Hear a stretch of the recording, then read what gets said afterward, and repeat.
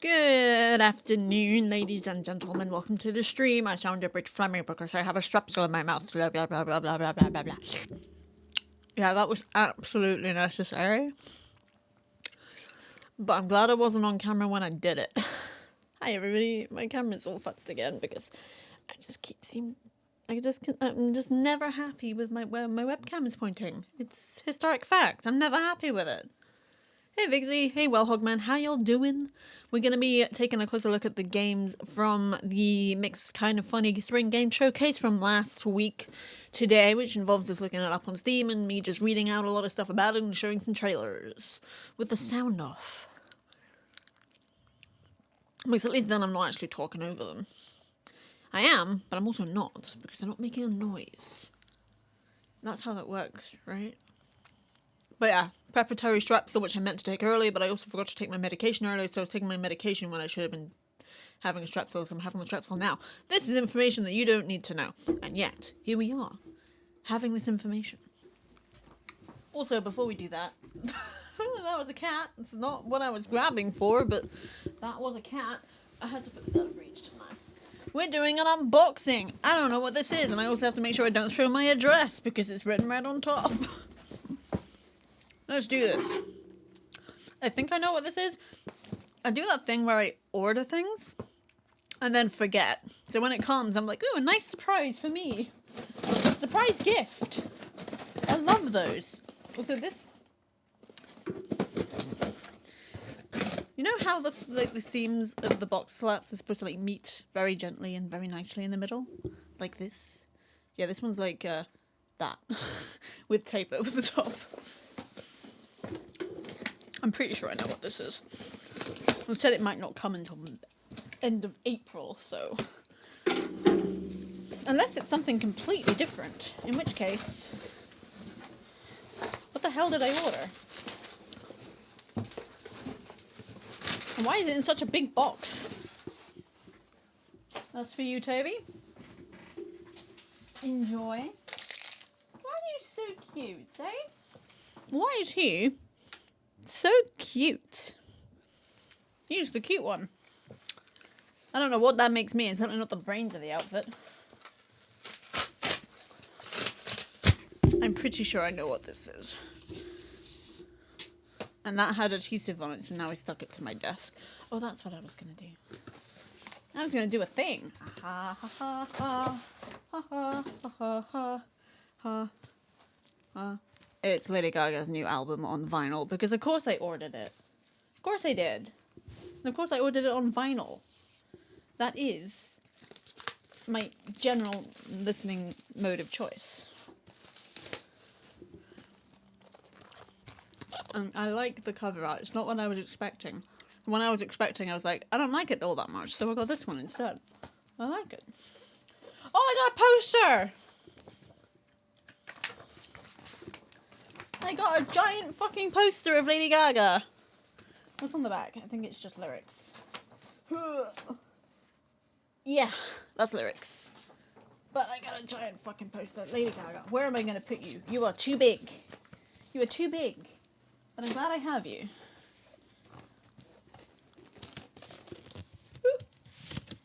Let's make some mayhem. I love this album. I haven't liked a Lady Gaga album on launch, I think, ever.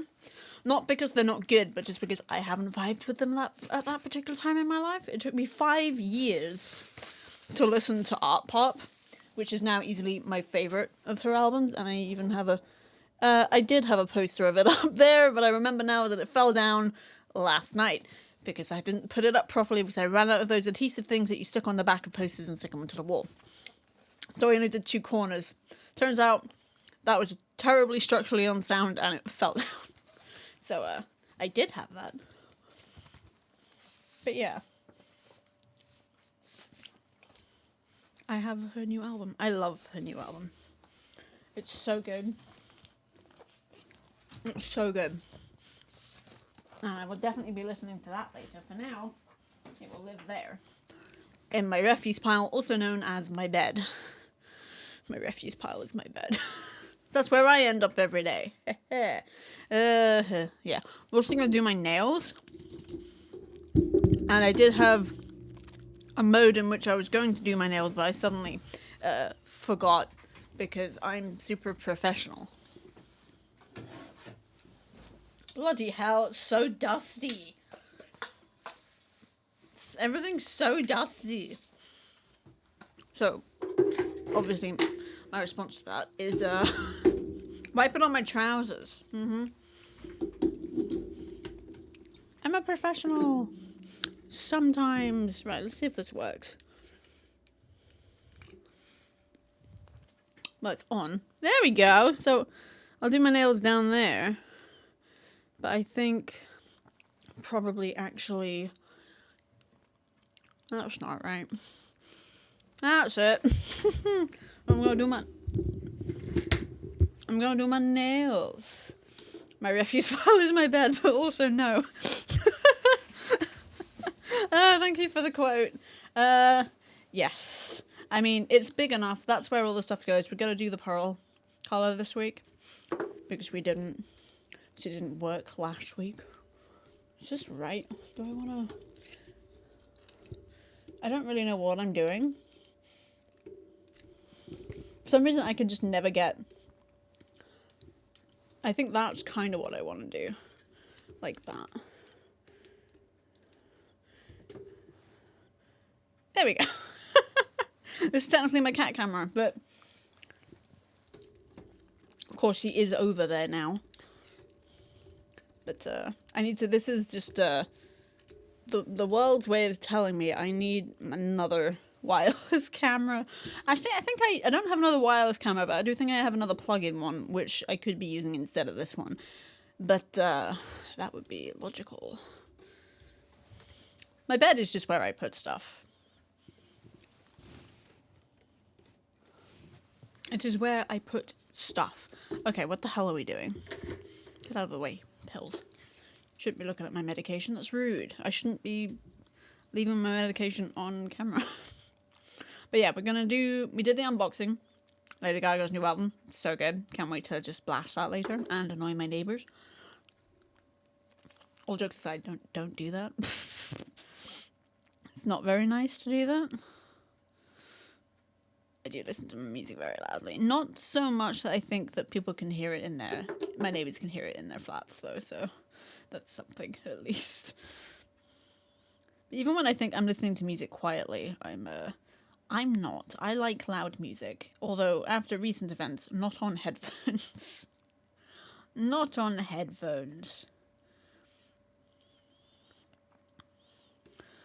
Because boy, do I just not want to repeat that one early Thursday morning. I just realised you can't actually see what I'm doing. Oh, it's like, I'll set up a camera and then just not actually use it. But yeah, we're going to do my nails and then we're going to look at the games.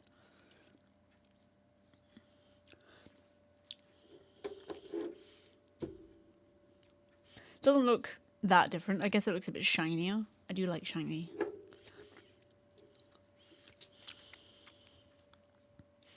God, when I started stream, I got this lovely notification in my activity feed, which was, you've hit 25% on your sub goal. And I was like, oh, great. Like, what subs did I get? Nah. I was at 5 subs. Now I'm at 4. So, thanks. I don't think that's as much of a celebration as my stream activity feed thinks it is. So it's I suppose it's nice that it works backwards, but I kind of wish it wouldn't. It's just like, damn, hey, here's a celebration. You kind of suck. I'm like, okay, thanks.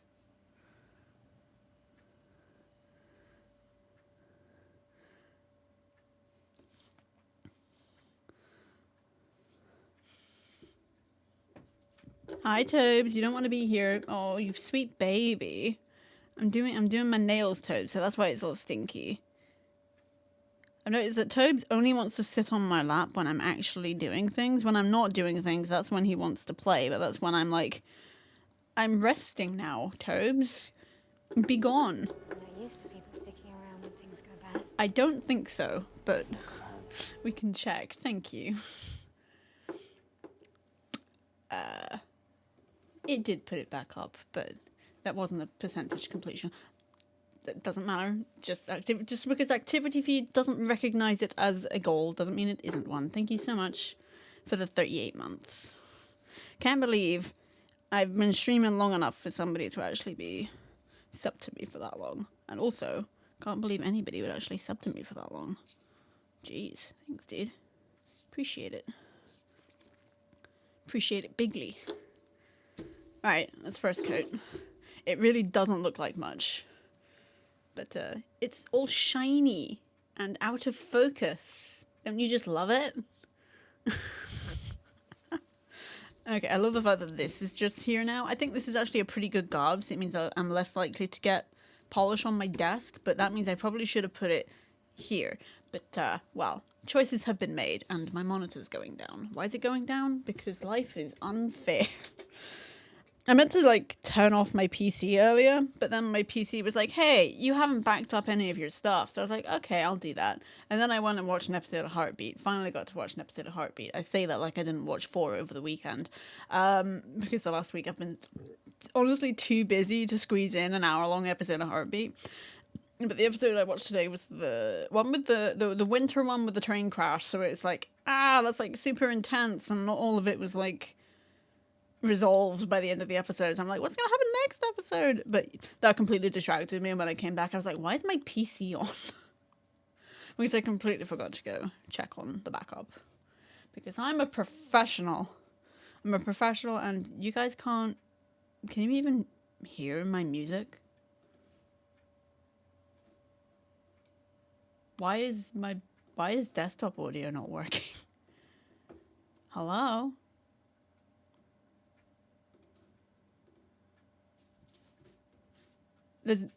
What the fuck is that?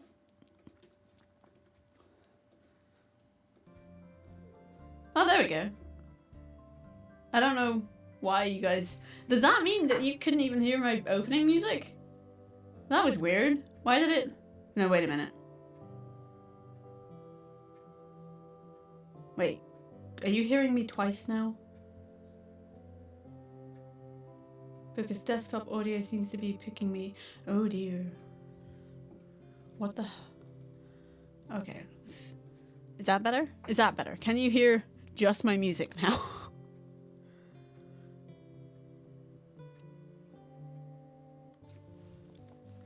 Just my music now?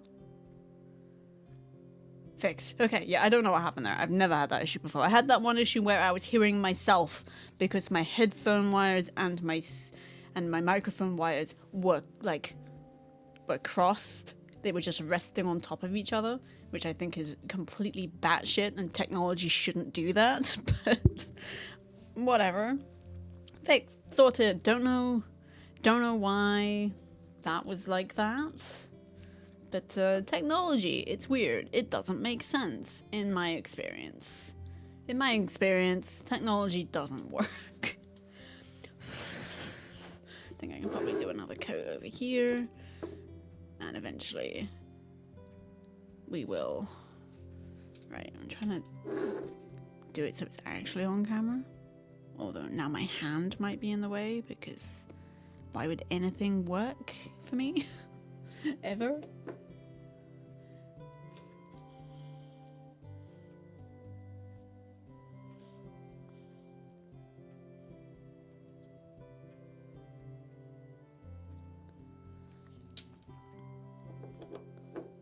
Yeah, fixed and sorted. Yeah, I think that is the thing. Changing the subject almost entirely, and I know you can't see my nails right now, I'm just waiting for this drip. The thing with content creation, especially when you're first starting out, and by first starting out I do like widen that time frame, because it takes a lot of time and consistent effort to actually make it anywhere in this field. And And it fluctuates. It's peaks and troughs. It's highs and lows. But you gotta keep putting the effort in. You gotta keep putting the work in. Even if you're not getting any results. Or not getting as many results as you would perhaps like. But that is just the nature of it. If you want to do it, keep doing it and keep showing up for it. It's advice for anybody just starting out. Or anybody who's been going at it for a while and is feeling just a bit lost. Believe me, I know what that's like. It's a hard line of work to not get into. I say that. It kind of is hard to get into because you do need like a PC that's strong enough to stream from. You need a good internet connection, and that does take money. And there was a time where I did not have that money. So it's not as easy to get into as people think. You can do it on a phone nowadays, but I do think you have to have a fairly decent phone. But then maybe the times have moved ahead without me, because I remember when I first tried doing this, I killed my laptop, although that might have been Streamlabs' fault. Because that's another trap you fall into. Don't use Streamlabs. It's fucking easy to use, but it's also extremely CPU intensive, and I'm still kind of mad at them for asking OBS's permission to use OBS, the acronym. OBS said no, and Streamlabs did it anyway. Alright, with the advent of Tickly Tockly, everybody's wandering around the streets talking bollocks live now. This is true. I can't imagine ever actually wanting to go on TikTok. Like, I was talking to my boyfriend about this the other day, so that it's weird. I can sit down and watch like a 7-hour video, but I do not have the attention span for shorts. If it's that short, what is even the point? Like, I know that's extremely, like, hypocritical of me, considering I am churning out shorts right now, and, like, clips. Some of them are ones that you've made, but some of the ones that are a lot of them are ones that I've made, because it's just like, I gotta get a niche in that market. I'm not gonna watch my own shorts, but other people might. So a tad hypocritical of me, but I don't have to consume my own content. In fact, I would really rather not, because I'm embarrassing. I embarrass myself. Blow on those finger nozzles. See what I mean? I'm embarrassing. I can't watch myself back. And I'm actually really glad that none of my friends and family watch me either, because, geez, I don't think I'd ever be able to look them in the eye again. Oh, I mean, I'm embarrassing. It's the new gen these days. That's how long their attention span is. They must consume and they must scroll, but only for max 1 minute. I can't stand that. Give me 5, 6, 7 hour videos and I will watch it. Probably not all in one sitting, but... Because, boy, if I don't have... Are we not your friend? You know what I mean, like in person. Yeah, not IRL. I don't want to say IRL friends because you guys do rock. Not all of you are my friends. I want to make that distinction because parasocial stuff. But well, Hogman and Vixie, you guys are my friends. I see how it is, Sarah. How dare you? Shut up. You know, like people I went to school with. That kind. Not that I'm friends with anybody I went to school with. I'm really, really not. Well, I guess my friend Tammy, but I see her like once a year if I'm lucky, and it's usually only to pass her in the street and say, hey, we need to get together soon, and then we never do. But yeah, while we're leaving, I'll pop the kettle on until we get an apology. I did say I was sorry. Or did I just make that up? Look how nice my nails are. Not that one. These ones are nice though. See? They're all blurry. You can't tell how not nice they are. We'll be waiting a while and... Wow, guys! Come on!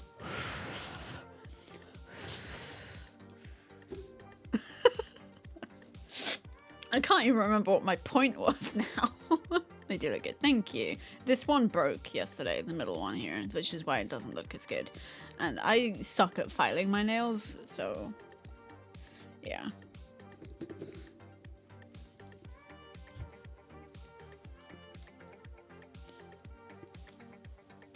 Right, what the hell was I saying? It's okay, so it's not difficult to get into content creation, but it is difficult to stay in it because it takes a lot of work over a lot of time before you get a lot of results. I mean, I've been making YouTube videos since 2016. That's almost 10 years. And I still haven't hit 200 subscribers on my YouTube channel. I've only recently actually figured out a schedule that works for me, and like what kind of games I want to play and how I want to format it and everything. It takes time, and therefore like the people who stay, like the diehard ones, will stay, but most people who watch YouTube are actually quite transient. They will just skip over a bunch of stuff. They won't stay long, but that's just how it is. That's how the world works. That's how... Sorry, my nose is itching. How did I smudge my nail? I did. Oh, my nose is still itching. That's just the nature of the beast, as it were. Toby. Oh, he looked up when you said his name. What a cute boy. Hi.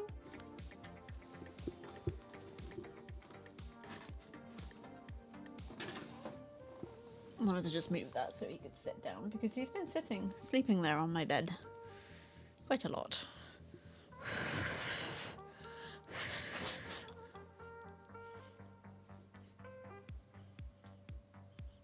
Oh, before I forget, I am introducing membership tiers on my Ko-Fi, or my Ko-Fi, or however that is pronounced.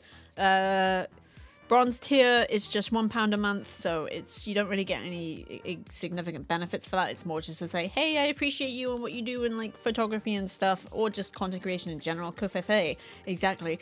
Silver tier, you get access to my extra special photos, which come out every Wednesday, and boy, have I been going through the scheduled photographs I have and actually making sure that they do all come out on Wednesdays, because before it was entirely random whether they came out on Mondays, Wednesdays or Fridays, so I've been sorting that out.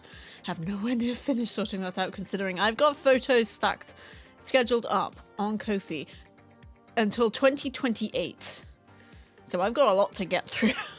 But I've done it for the next few weeks, and at some point I will get all of it done. I've figured out a pattern to actually get it all done. But yeah, and gold tier, because we're closing down our Patreon for Toby fans, because I kind of just like having... I don't like having my content too spread out. So gold tier will include my extra special photos and Toby fans. Silver tier is I think £2.50 a month, and gold tier will be about £5 a month. And by about I mean exactly £5 a month.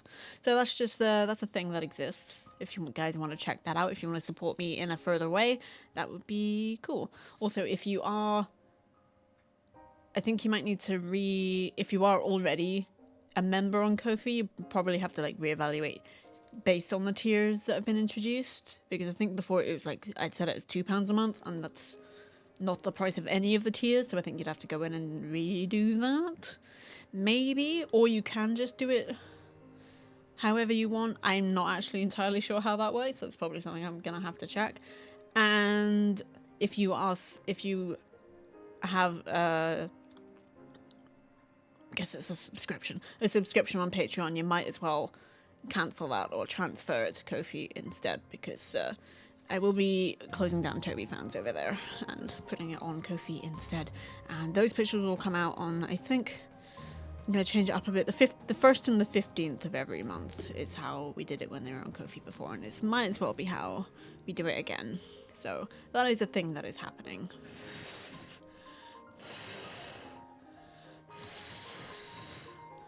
I'm really tired.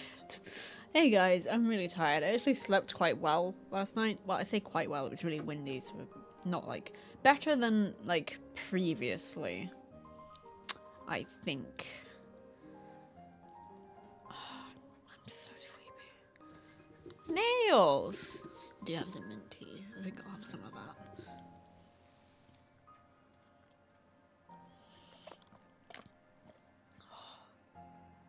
Oh, I'm not entirely certain what is happening this week. Even I put a schedule out, and I thought my parents were coming over for dinner on Thursday before astronomy, but astronomy, it turns out, is actually on Friday, so I think my parents are coming over for dinner then. I'm not entirely certain what is happening this week in terms of Thursday, Friday streams, so I will keep you guys updated on that.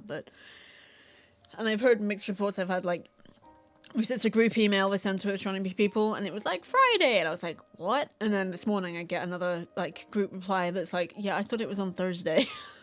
So I think a lot of people aren't going to be able to make it, because they would have cleared Thursday is the usual day, and so now it's on Friday, and everybody's just like, what? including me, so I'm not entirely certain what's going on there. But I will let you know. I'm gonna have to ask me mum, because, well, she's the one who made the poster. And I think I'm a little bit irritated because I definitely saw that poster several days ago and did not notice that it said a Friday on it. Whoops. If she put a Friday on it, and she's not usually... I say she's not usually one to make mistakes like that, but... I think my posture sucks. Unrelated. Unrelated, but I do think it sucks.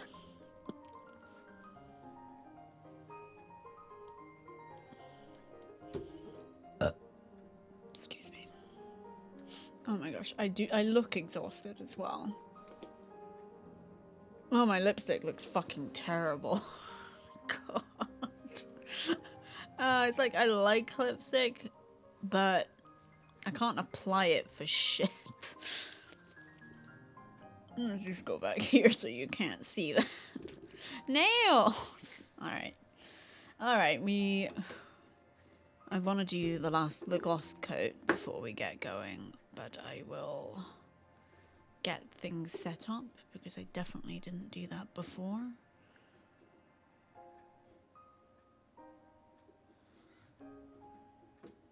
Because I'm clever.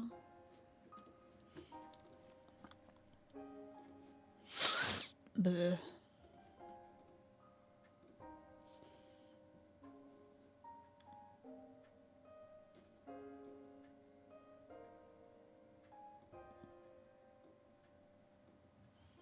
Okay, that should be alright. I suppose we should just go back here and deal with my terrible lipstick, but... okay, it didn't work. There, terrible lipstick. Yee. Camera's over here. Here. Maybe I can just... I can't seem to... Whatever, it doesn't actually matter. To be honest, I should just be doing it like this. Woo! Then again, maybe not. I just fucking whacked my... Oh, hi, I'm Sarah, and I don't know what the hell I'm doing.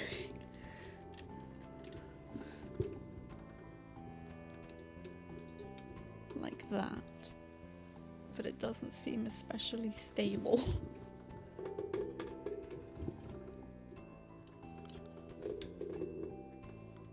Looks better than I would have done. I don't know. I don't know, guys. Okay, I'm gonna try and do the gloss coat now, so I am actually gonna... I'm just jumping around scenes. I don't know what I'm doing. Hi, guys. I don't know what I'm doing. Oh, and that's another thing. It's a misconception that any streamer actually knows what they're doing. So if you're trying to stream or create content and you don't know what you're doing, don't worry, nobody knows what they're doing. Like, don't even worry about it.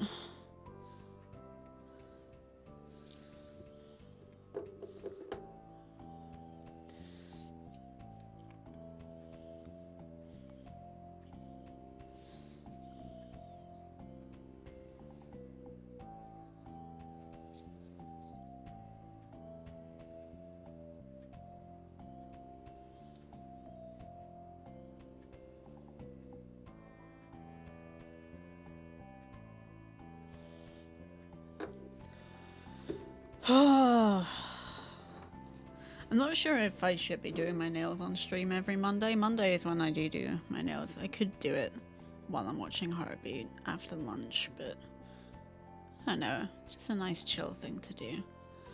I think I do need to set up another camera for it though, because this is precarious, and I'm not super comfortable with how precarious it is. This desk is good, but it is a bit small. It is on the small side.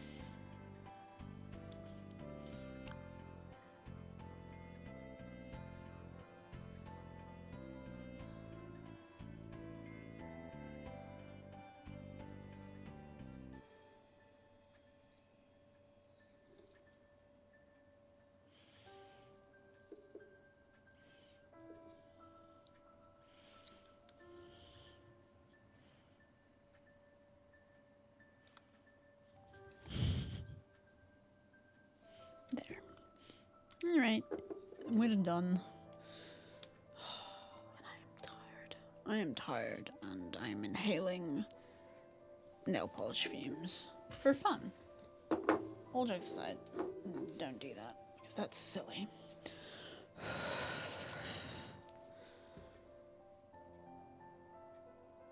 Hi. I don't know what it is about this camera angle. This one. It just makes me look exhausted. I think it's because I'm constantly looking down, but I feel like I've been doing that for a while, but I've never noticed it before. I don't know what's up with that.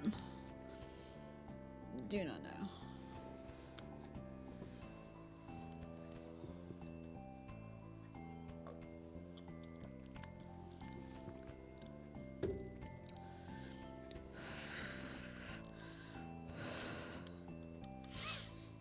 Okay.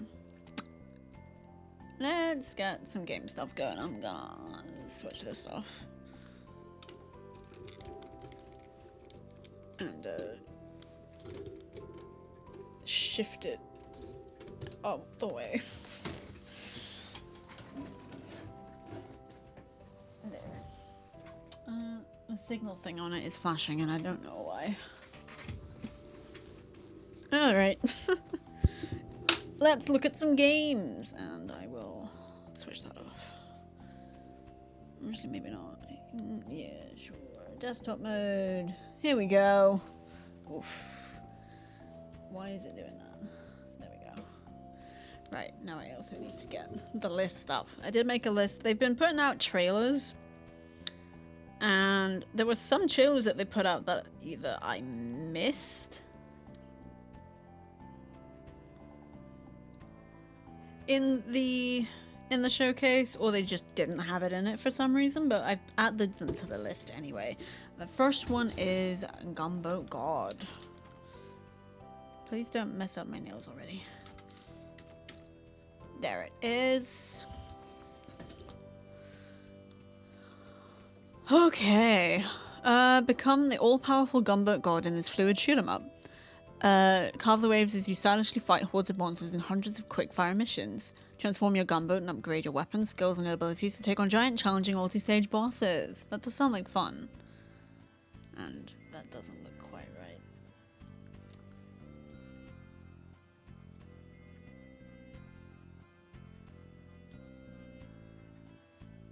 This isn't the showcase. This is just looking at the games in the showcase. Taking a closer look at the games in the showcase. So yeah, we've looked at the showcase, but this is Steam. This is the trailer from...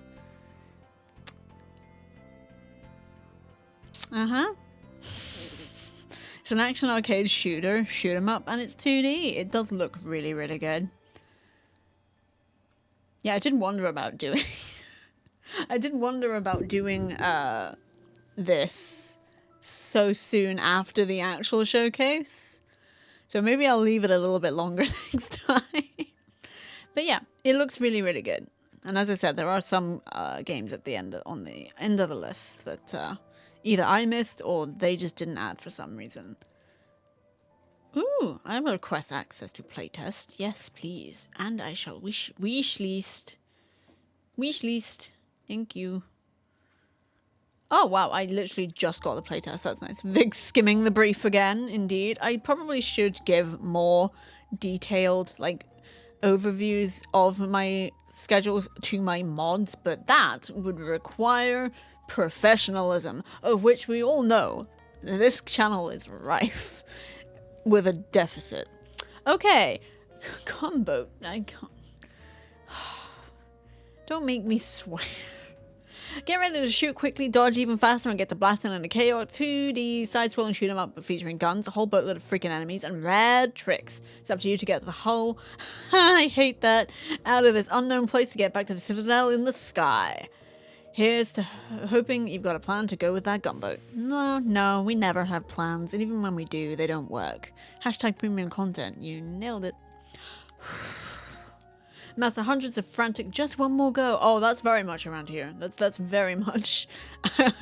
I'm sure you explained it fine. I'm just a bad multitasker and think I'm clever sometimes. I'm a terrible multitasker. I have an example of how bad at multitasking I am, but it is definitely not safe for work. Make that of what you will. Anyway, just one more go missions as you hone your skills to become the all-powerful Gunboat God. Return with new weapons, abilities, and quick finger nozzles to push your high score even higher. Hi guys. Oh, good lord. I really shouldn't talk. Anyway, what would a gunboat be without guns? Good job you're surrounded by water because you've got a hell of a lot of firepower. The puns in this are terrible. Because I always pay so much attention all the time. Yeah.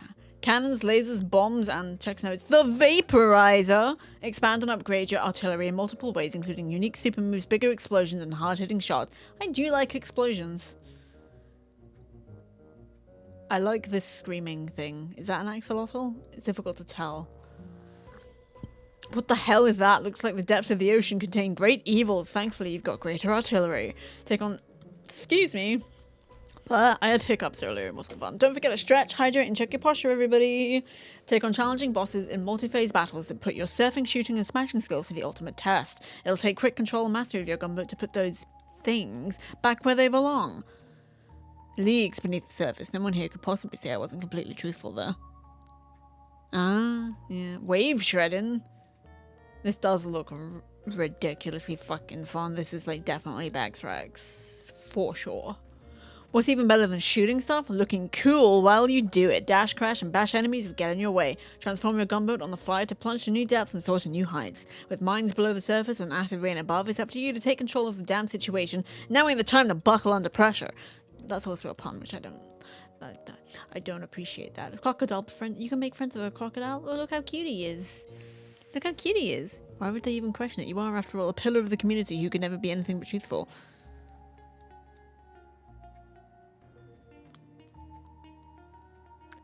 Well, I think it's less dishonesty and more just rampant sarcasm.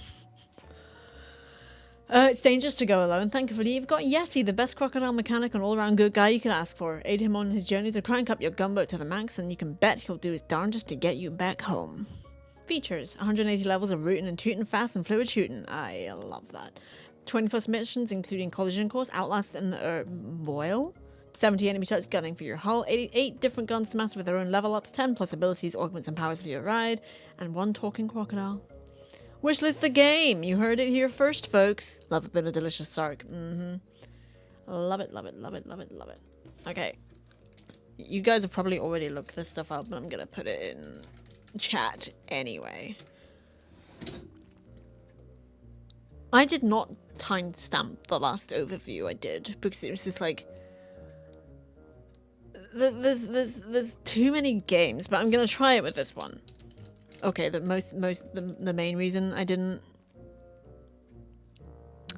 The main reason I didn't do the timestamps is because I accidentally already deleted the file I had. So I couldn't go through it with any ease to actually accurately timestamp it. Because I don't keep my VODs after I've uploaded them.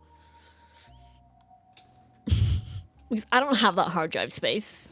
Ghost Sector! Ghost Sector. Ghost Sector is a survival horror game where you play as M-07, a prototype machine trapped in a cybernetic facility during lockdown. Outwit the automated defenses, search for answers to your origin, uncovering secrets, solving puzzles, and upgrade your abilities while preserving your finite.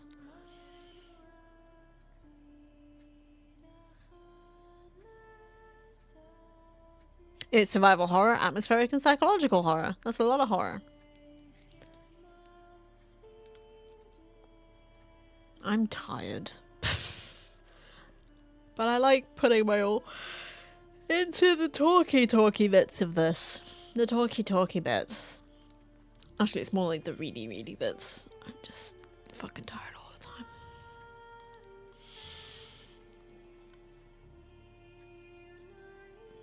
Take a drink, everybody. I'm dying. Slurpity slurp slurp. I updated the slurp emote, or the sip emote, in the Discord to be a slurp, and done that in Twitch chat too, so it won't be sip anymore, but slurp. Because, I do that a lot. Ghost Sector. We are a robot, indeed. No, we're not. We're an android. Cyborg, that's the word I'm looking for.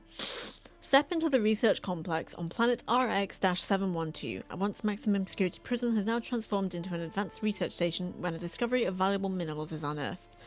As the forefront of cybernetic robotic technology, the MTech Corporation converted the derelict prison into a massive robotic research facility, now a hotbed of experimental nanotechnology and human-robot replica research pushed beyond ethical limits.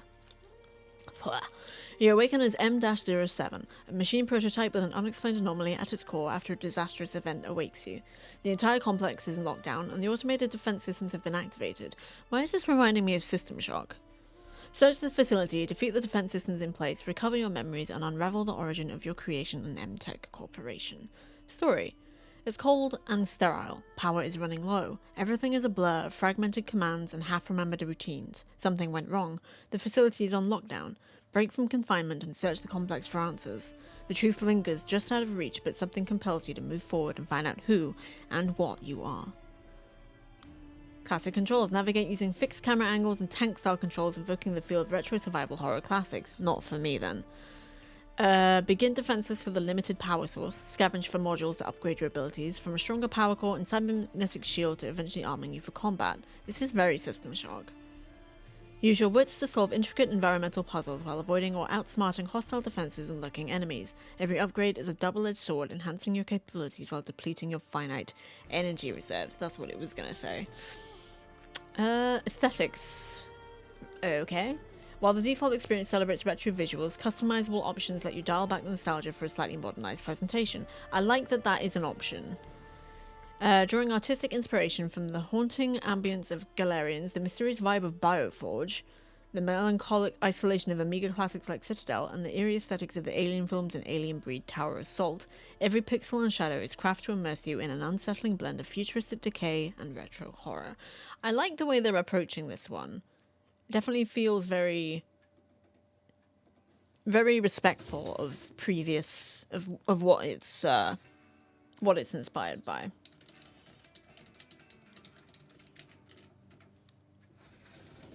Next. Oh, it's the Yooka-Re-Playlee.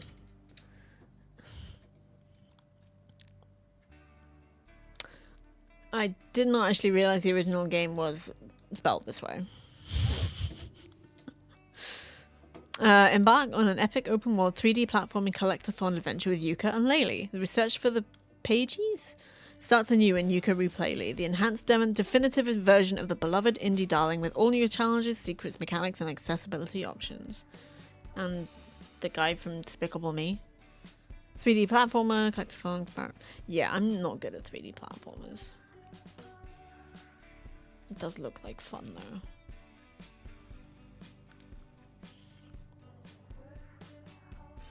Speaking seriously for a second, because we do occasionally do that here, should I be giving my mods a brief of the streams I'm going to be doing? All hail the ding.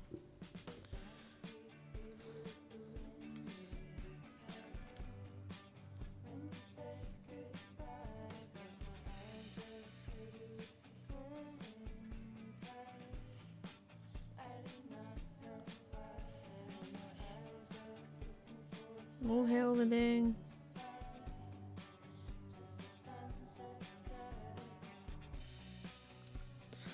I enjoy Ding. Okay, this is fun. This game is fun. Okay. It does look like fun, and it's the sort of game that I like, that I'm not used to, but I would also like to break into. Gently, mind. You know, just a gentle of the breaking and entering.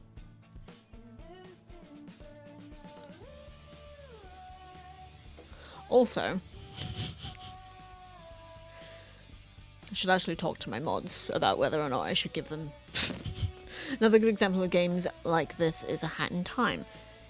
Can you put a link to that on the Discord, because I probably won't remember to check it. Oh, why did I close that? Why did I do that? I'm a professional, hello. Sí, gracias. And I'm gonna... No, don't use my computer keyboard to... Feck's sake. Oh, now I've got an ad. Ah! Hi.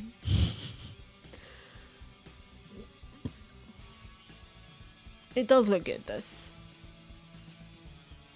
And I do... There is just something very satisfying about rolling around picking up stuff in a row. Like, Sonic does it. Something else does it. That's how... Yep, that's my experience of video games. I've never played a Sonic game.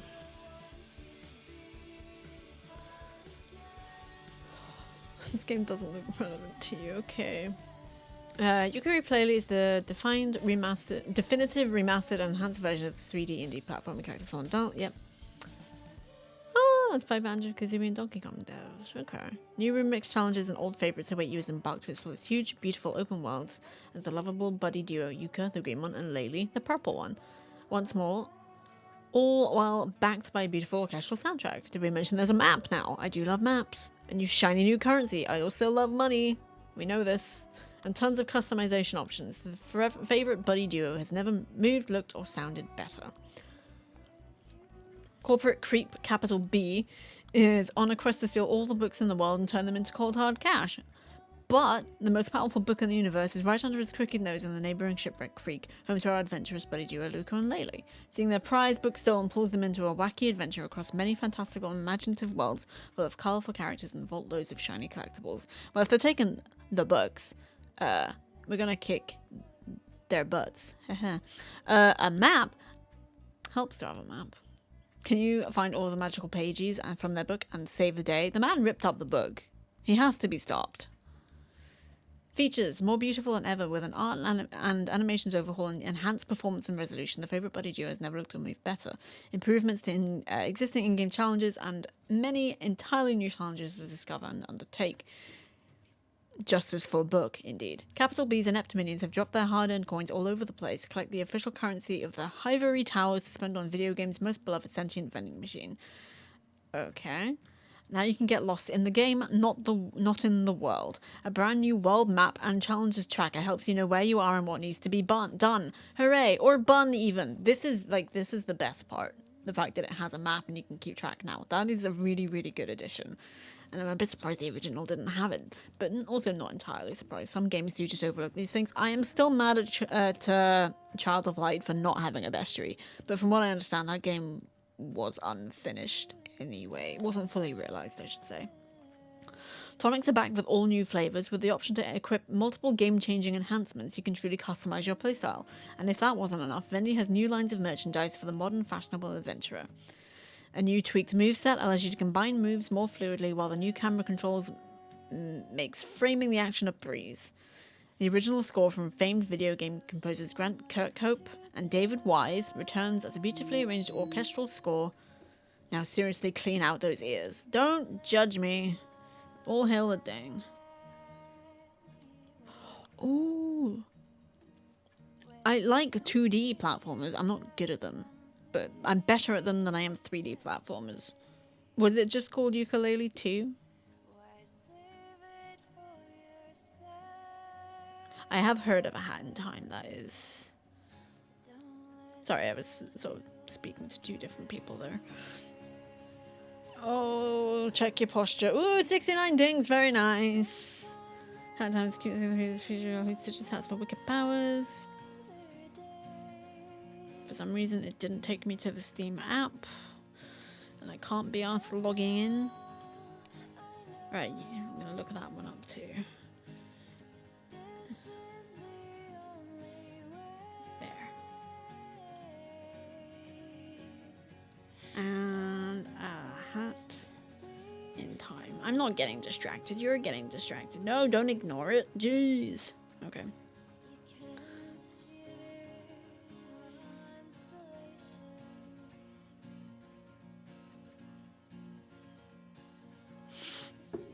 Very nice. Oh, we'll be having an ad break soon, so that's actually a pretty good time to just quickly move on to the next one, but not actually do anything with it. Just have it there.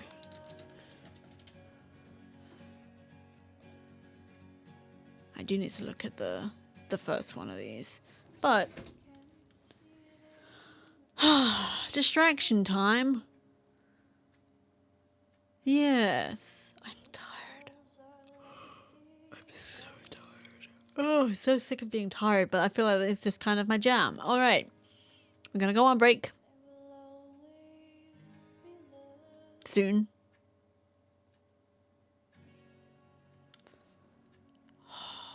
Gonna go on break. I'm really tired. I might need another coffee. Okay, gonna go on break. I'll see you guys in a couple minutes. Be about 5 minutes, I think, and we'll get right back to this. So I will talk to you guys in a bit. See ya. Okay, bye.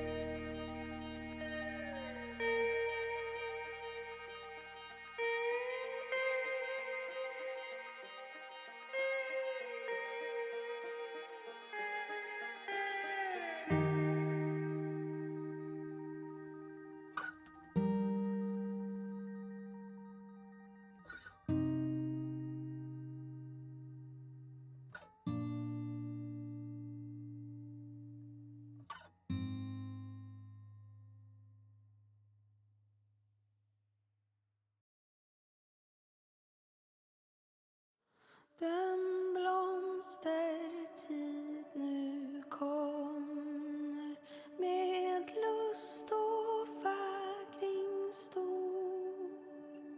Du nalkas ljuva sommar då gräs och gröda gror.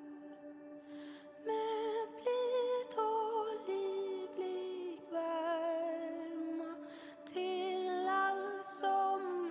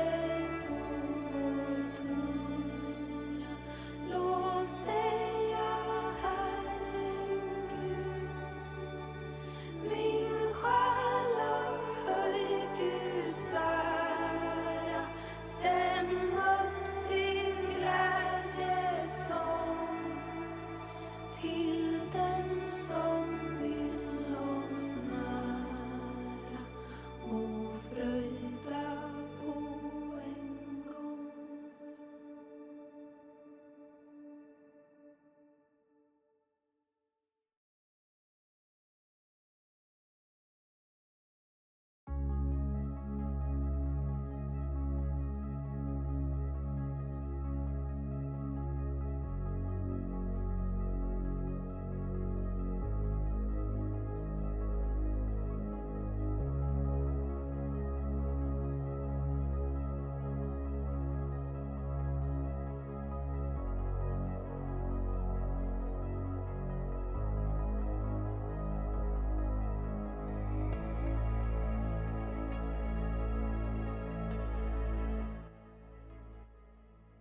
Hello, I'm back. I've done a return. Hello, Ava. Thank you so much for the 16 months. I hope you're doing well.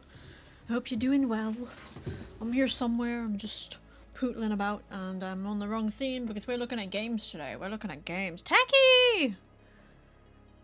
Thank you so much for the 6 months. 7 months, actually. Wait, what? So we're at tier 1 for 6 months in advance? Damn! Thank you so much!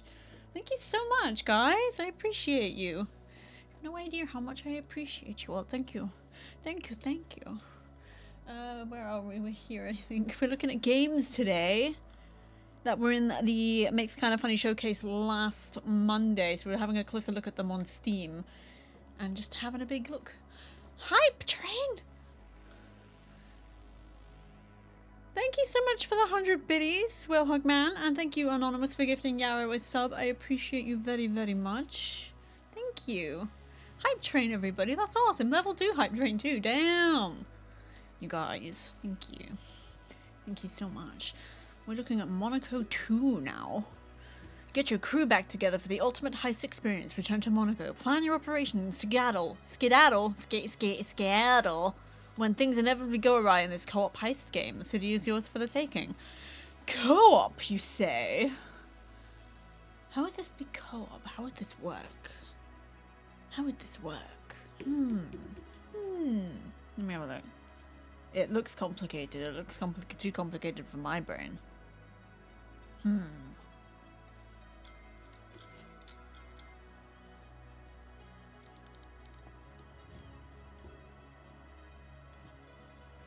Toby is sitting in my armchair in the living room.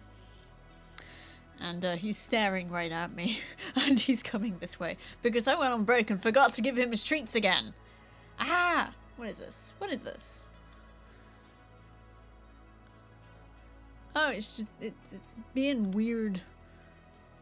Internet's being weird. I gotta give my cat treats because I am a responsible pet owner. I will be like 30 seconds. Don't time me. Come on, James. Sorry, sweet.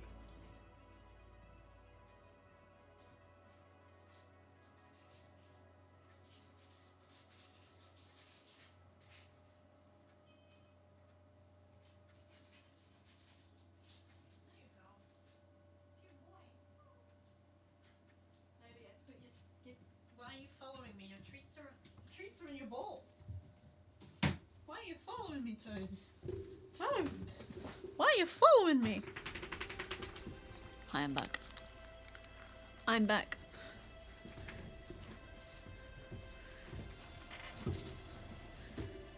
Did I smudge my nails? Crisis averted. The Toads remain streetless. No, he doesn't. He has treats. On his bowl. In his bowl. On his plate. In his plate. They're there. He watched me put them down. And then he's just like, but Mum. They're in my blind spot, Mum. This looks really complicated. It looks more like a TTS. I don't know what's going on. What's going on with you, game? How do you work?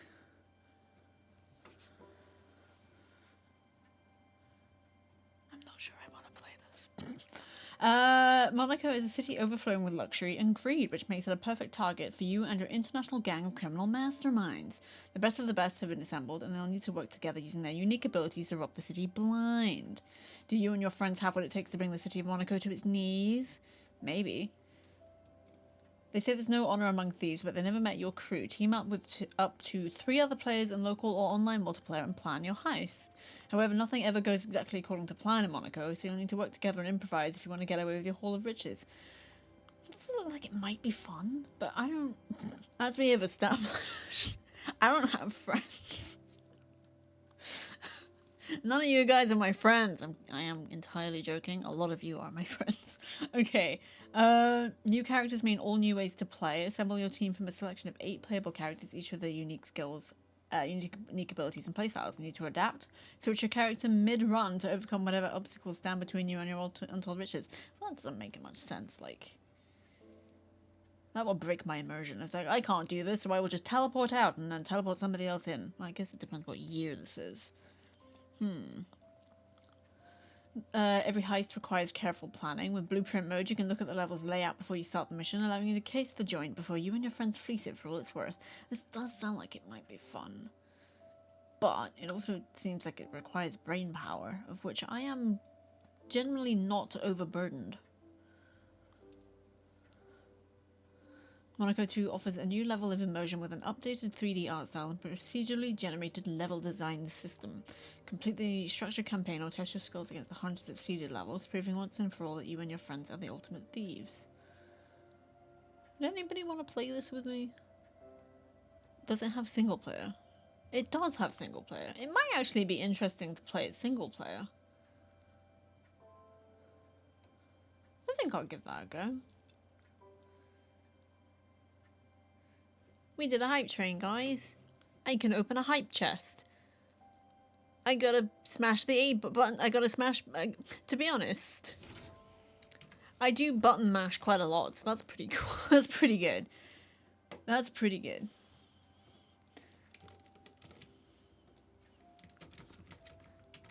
I can't spell. I can't spell. I can't spell. And I forgot to turn my keyboard lights on. There we go. Now I can see my keyboard. And I still did it wrong. Why is there a W there? Oh, never mind. Iron Hive is next. And if I remember correctly, this one looks pretty freaking cool. Yeah, this one looks cool. Iron Hive is a deck-building strategy game about surviving in a dying world. Build your colony, ensure the survival of your people. Thanks, Warhog Man. Create a legacy that will be passed on to the next generations. As the Iron Lord, you are their only remaining hope. It looks so cool. If I remember correctly, it's like post-apocalyptic base building with like occultism and some really like fucked up stuff. Including Cthulhu. So it's like that kind of post-apocalypse where the world is just... reality is just... ugh. It looks so cool, though. I really want to play this. Yeah, Lovecraftian. It's written right there. I thought so. Not that I saw the trailer last week or anything. It looks so cool. And it's a deck builder. I love me a deck builder. I do love me a deck builder. That's what they say about me. I'm not sure that is what they say. They say a few things about me, but I'm not sure that that's one of them. I say that about me. I mean, sure. Sure. Sure. Thank you. Join Critical Reflex Discord. No, I'm good. Elevate housing, utility, social, production, and defense buildings. Beware, a big city requires a lot of resources, and if you can't provide them, your colony will lose stability, which will lead to rapid collapse. Music's really, really quiet. Quiet music. I mean, louder music. This piece, I think, is just really quiet. Meow. Sorry, that was my Toby impression. I hope you guys liked it. Meow.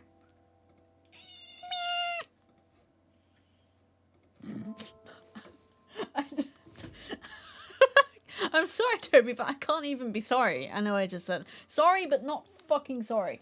That's a reference. I was not swearing at my cat. You are very cute, but you're also extremely annoying.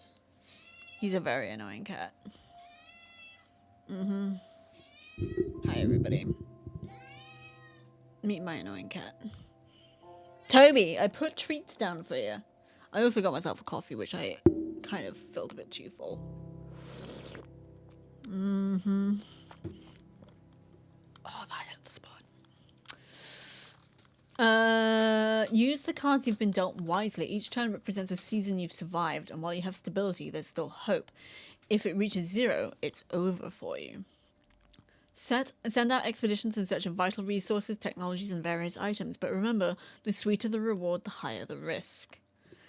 The decisions you make will directly impact your city. All the narrative events are interconnected, creating a different story for each of your colonies. You can choose when to deal with them, but the longer you wait, the more complex and dire the situation may become. Register your legacy in the Book of Ashes of your people's history. Every time you write down your story, you may choose a cultural or historical characteristic that will influence your next colonies, giving you talents or bonuses. It does just look really cool. I love this kind of art style. And I do love myself a deck builder. Don't know that I'm very good at them. This is very Fallout, but with rain. Needs to be more rain in Fallout. But I think if there was... Wouldn't it be like acid rain? Wait, does it rain in Fallout? I haven't played Fallout. You can tell. That's a lie. I have played Fallout. I just didn't get very far, and it was 3. And the only reason I didn't get very far is because it removed my save file, and I didn't want to go through the hour-long intro again. Okay, next is Burning Sword Death Sun, which sounds extremely badass, and that looked like Cate Blanchett. Burning Sword Death Sun is I'm never sure how to pronounce these. Wuxia? I don't think it's Wuxia, that doesn't, well, Wuxia, that's, Wuxia. It's a hack and slash game. Play as the great fighter Zhang Zhijian, also not entirely sure that's how you pronounce that, who seeks revenge for the death of his family at the hands of China's most powerful Gaotan Qi. I do know how to pronounce Qi. Dive into a tale of revenge, redemption, martial arts, and intense swordplay. Oh, so it's sort of... Oh, it's a third-person hack and slash. It's difficult. Martial arts action. I do like a hack and slash. I do want to play a hack and slash. A third-person one, I mean.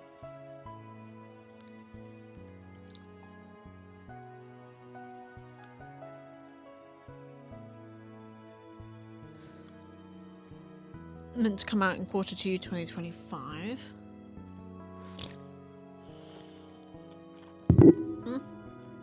Excuse me.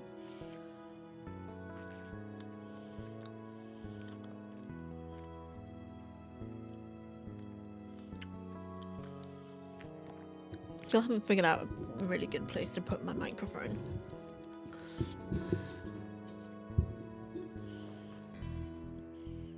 I guess that might work.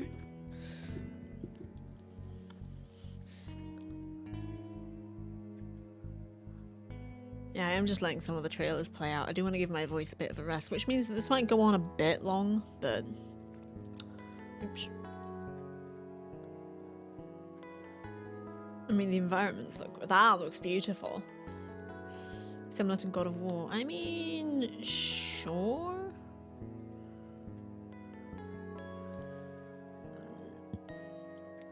Burning Sword Death Sun immerses players into an ancient martial world where Zhang Zhijian, a top-ranked swordmaster, seeks revenge whose fallen master in a seamless blend of challenging Souls-like gameplay and fluid hack-and-slash action, creating a uniquely captivating experience unlike any other. Amid an era of chaos and turmoil marked by oppression and brutality, various martial sects expanded their dominion and seized control over the entire kingdom. In the relentless pursuit of dominance, martial masters fight and kill anyone who gets in their way. Zhang Zhijian, again, I just don't know if I'm pronouncing these right, leader of the Crimson Dust Demon sect, emerges from the depths of hell with a singular purpose to take on the supreme ruler, Gaotan Qi. An endless battle between two formidable martial masters, but only one shall prevail. You encounter diverse combat scenarios and master your martial arts skills through secret techniques and inner strength. Empower yourself with the Burning Sword to maintain your stance and amplify your attacks, unleashing even greater power. Duels with martial masters from across the martial world. You must utilize physical strength, inner strength, and sex techniques to conquer each master you face along the way. So you're basically taking out each leader, I guess. Enter the world of martial arts filled with the classic artistry of Chinese wuxia movies. Okay. Utilize sword techniques, palm strikes, and inner strength. Powered by Unreal Engine 5. I mean, it certainly looks worth a look.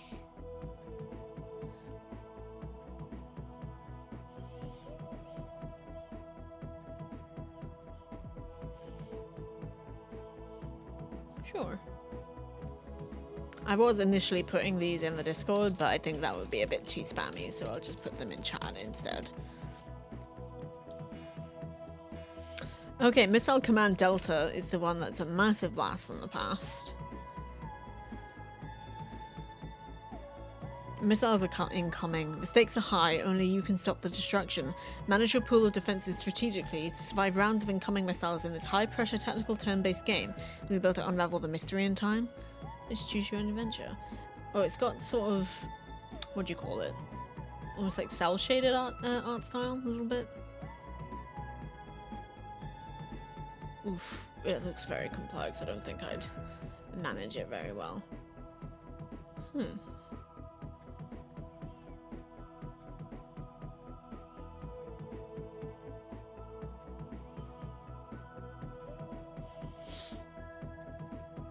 Missile... we read that, I think.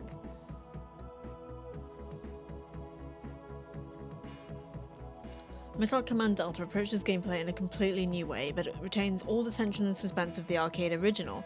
You have to think strategically about every move you make because even one poor choice can have grave consequences. The turn-based strategy game is wrapped in a twisting narrative thriller, great for mystery fans, completionists, and players that love to explore and solve puzzles. I think I know a few gamers like that. Between inbound missile alerts, investigate the underground bunker to access locked rooms, uncover secrets, and strengthen your arsenal. Will you be able to unravel the mystery in time? A totally unique strategy experience, new missile and enemy types are uncovered when you explore deeper into the bunker. Every turn is critical, and one poor choice can spell disaster. Plan your next move and map out a cascade of explosions that take out multiple enemy missiles to help conserve your resources. The turn-based strategy game is wrapped in a high-stakes narrative puzzle.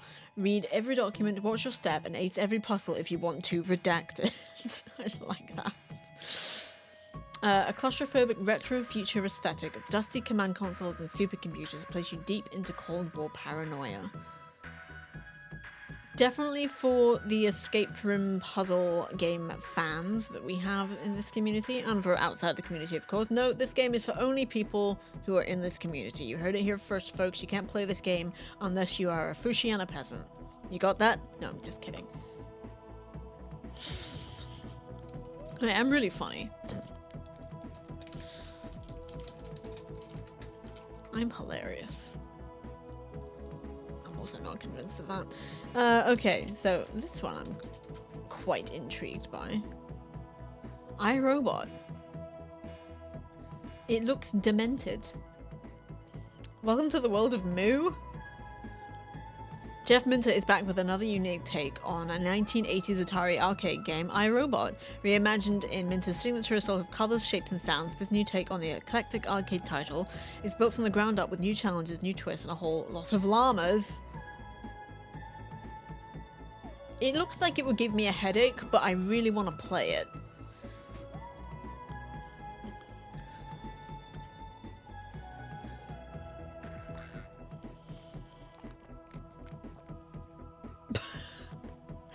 Thank you, Wellerman.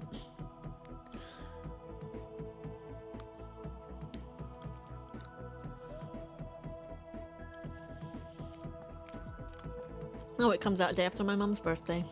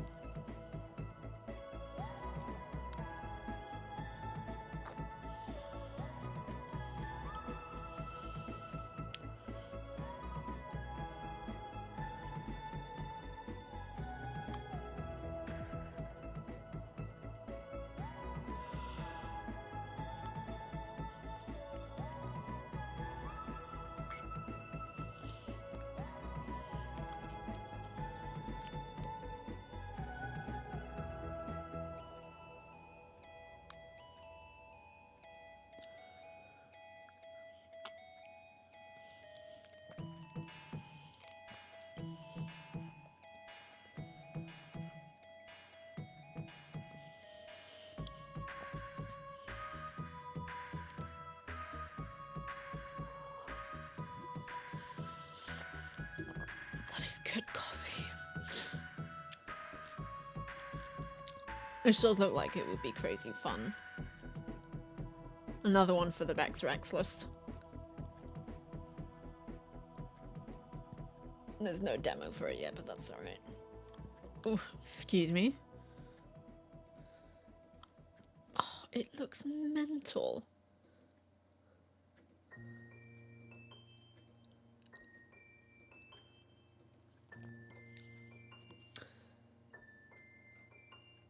The premise of iRobot is simple. You take control of an ox-headed robot on a mission to outwit the all-seeing eye. In each level, you'll navigate across tiles, flipping each tile to proceed to the next. Make sure you don't jump while the eye's watching, or you'll be zapped away in a flash. If you make it across the tiles, you'll race down a tube, blasting away any enemy shapes that move into your path and try to stop you. Well, you have to do all this inside the 3D space of Minter's kaleidoscopic visualizer. I mean, yeah. Don't get too comfortable. Mentor has also thrown in some arena levels that challenge you to pick out and blast an onslaught of lethal enemies. It's really throwing this Mentor guy at me. I have no idea who this is. But then I feel like that's also pretty on brand for me, not knowing who these people are. At its core, it is a game that only Llamasoft could have made. A cacophony of colours dazzle your eyes as the music gradually builds up based on your progress.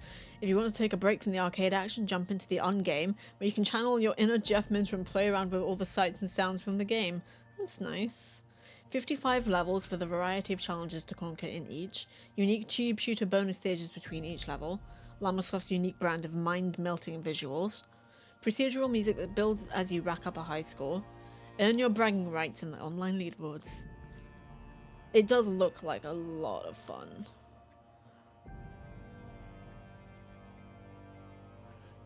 Also looks like it would just melt my brain. But in the best possible way.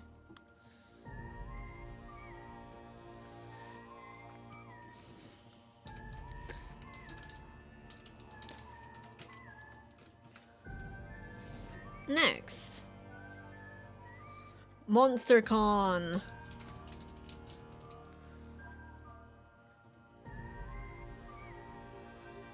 I played Monster Prom, but that was a very long time ago. I do actually need to. Is he really doing caramel dancing? Damn. That's the Jesse Cox coded one.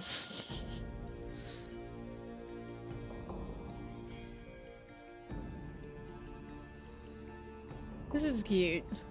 Can you find love at the nerdiest convention ever? MonsterCon goes back to the multiplayer dating sim formula. Go through absurd and funny situations as you find love among 6 sexy monsters. Who will you romance? The mimic who cosplays? The idle clown? Or the eldritch cutie? There's also Liam. I'm thinking maybe the eldritch cutie. She is very cute. Oh. Yeah, these games are like really funny and like really referential to a lot of nerdy shit.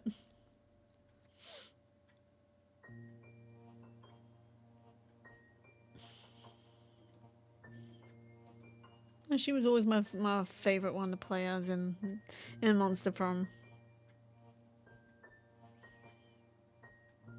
You don't know how to comfort a crying child, so you just pat his head and say, "You have no enemies." I like that.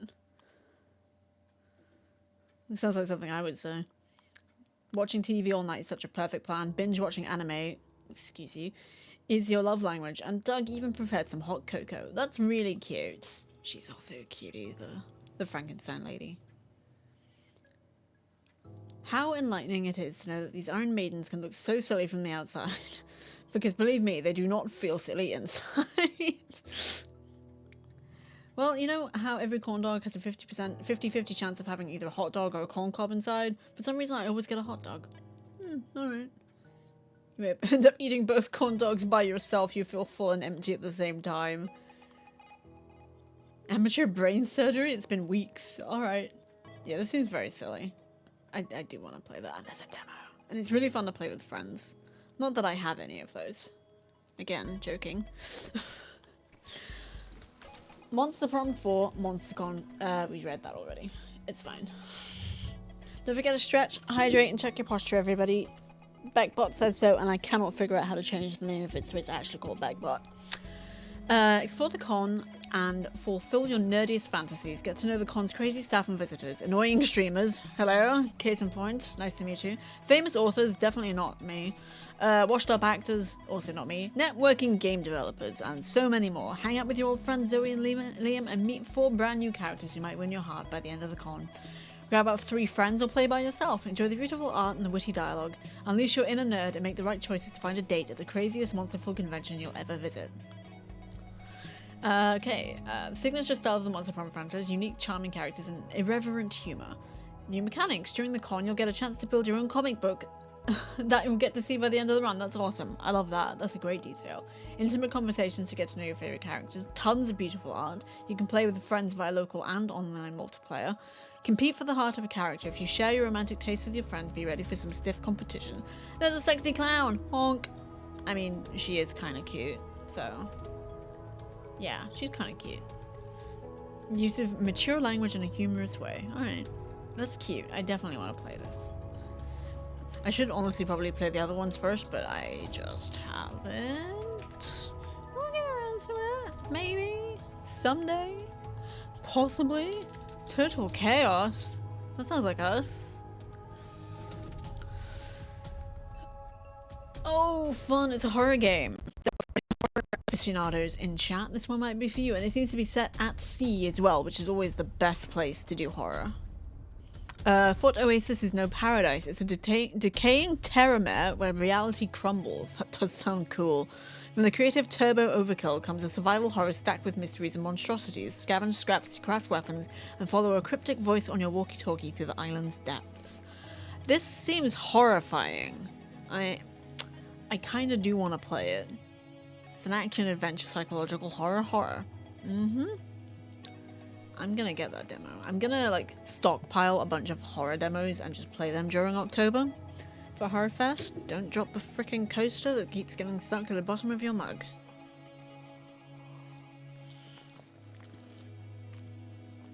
Oh, I'm sleepy.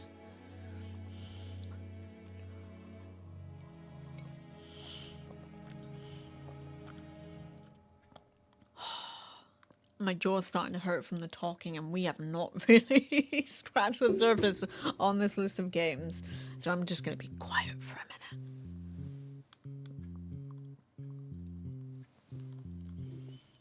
Shh.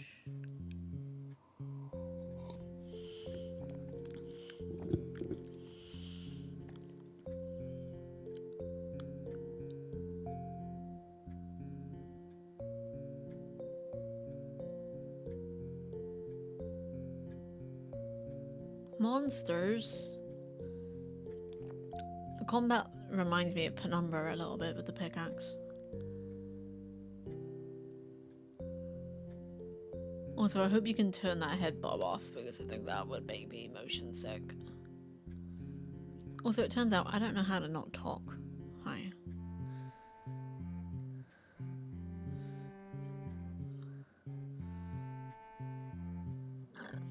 Excuse me. I do like that there is combat in it. That it's not just running and hiding. Oof, excuse me. I've had hiccups today, so I think my acid reflux is being a bit weird. Jealousy is suffocating?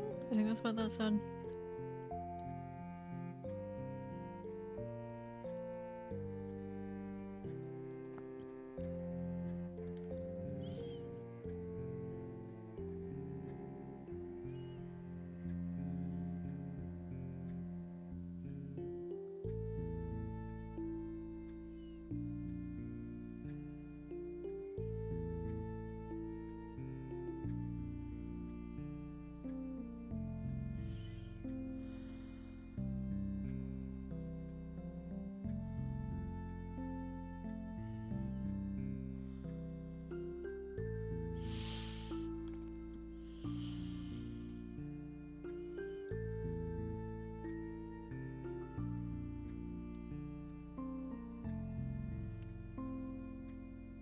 Spooky. So many spooks. Much spooks. Did I turn my music down? I don't think I did I? Wait, did I? Oh, I did. Huh. Just looks a little loud in OBS. Or maybe I was just being quiet. Oh, creepy living trees. Love that. It's actually very cool imagery. I do like that a lot, but I also hate it.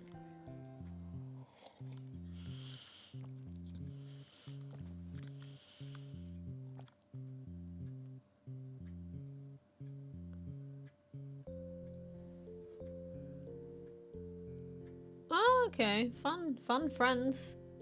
Fun friends for us in Total Chaos.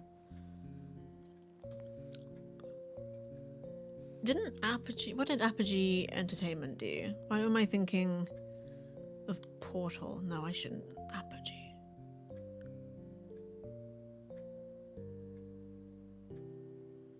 What else have Apogee done?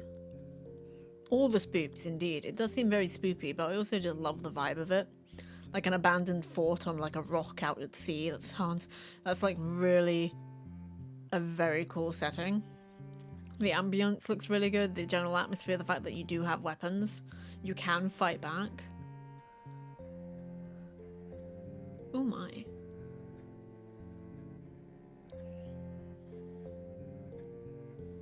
Very spoopy. We didn't do Oktoberfest last year because my brain was just really in a bad place, so... But I do want to do Harfest. I called it Oktoberfest, that's not right. I do want to do Harfest properly this year. So I'll be doing lots of spooky demos over on my YouTube channel. My main YouTube channel, it's youtube.com/SarahVeisters. At least at the moment. That was the other thing I was going to talk about, which I forgot about. That was creepy. And I'll be streaming a lot of the scary games on the channel here as well. But yeah, I am thinking about maybe actually only using the name SarahVeisters for my photography, for like Instagram and DeviantArt and that sort of thing.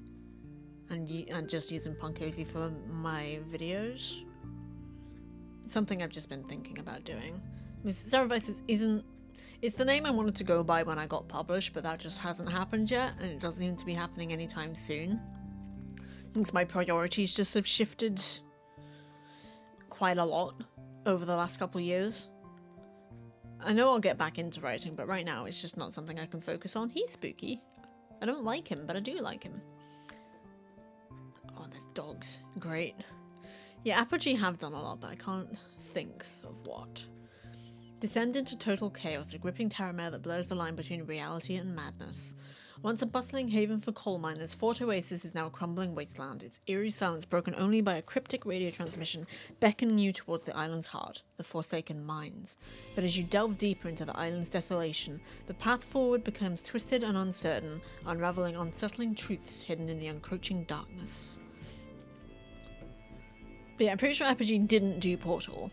And I'm getting that muddled up. I'm pretty sure Valve did Portal. Which they also did like Half-Life and... I might be talking out my arse there.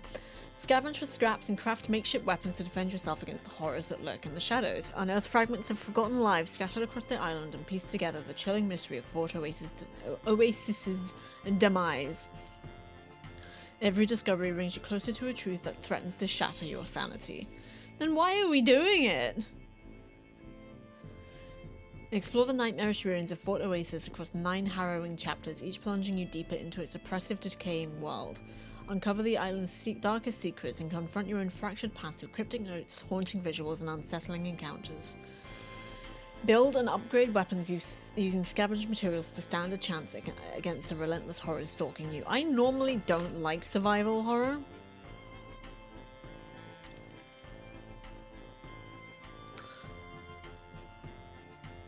But I feel like it kind of makes sense in this context. It's my poster just fell down. Engage in desperate battles against horrific creatures, each with their own deadly behaviors and strategies. Aperture, not apogee, that's it. My brain was just like condensing. That makes sense. Thank you for clarifying that. Navigate a deep inventory system where every item matters. Your survival hinges on careful choices and quick thinking. This does strike me as a really interesting one to give a go. Originally conceived as an award-winning total conversion mod, Total Chaos has been fully reimagined into a standalone terramare. It's really driving the terramare thing, amplifying its chilling atmosphere and relentless tension for a generation of new players. It does seem like really good. I like what it's selling me. So yeah, if you're into Total Chaos, go for it. Next is Bylina?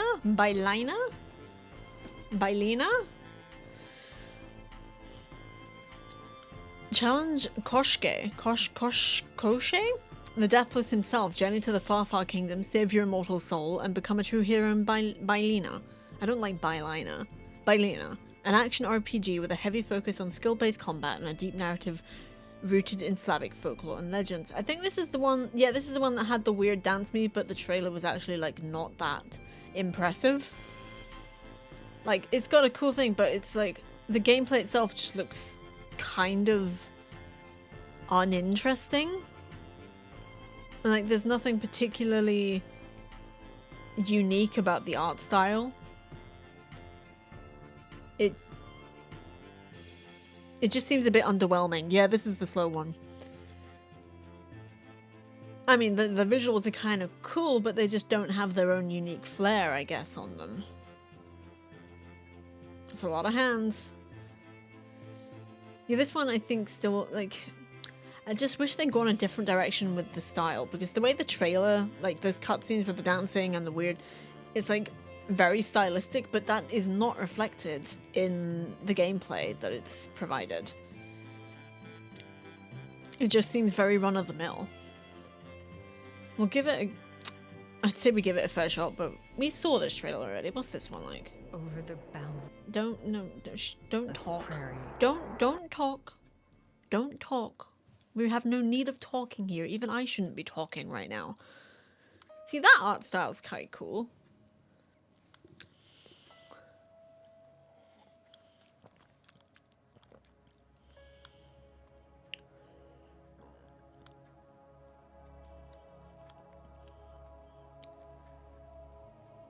There's just something about this one, the gameplay just isn't visually striking.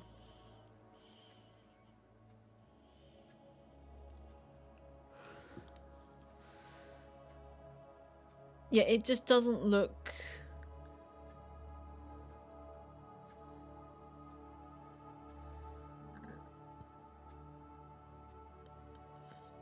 It's just not grabbing me. Like, it's got some interesting monster design, but that's about it. I mean, the environments are all right.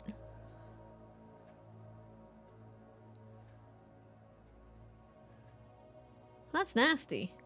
See, that art, this art is amazing. Look at this guy. That's really, really cool. I kind of wish the game is actually in this style. The actual gameplay of it is not... It's not grabbing me.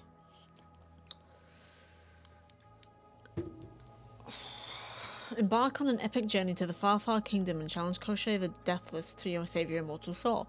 Take on the role of Falconet, a young bogatir born without hero's powers, shunned and ostrated by almost everyone.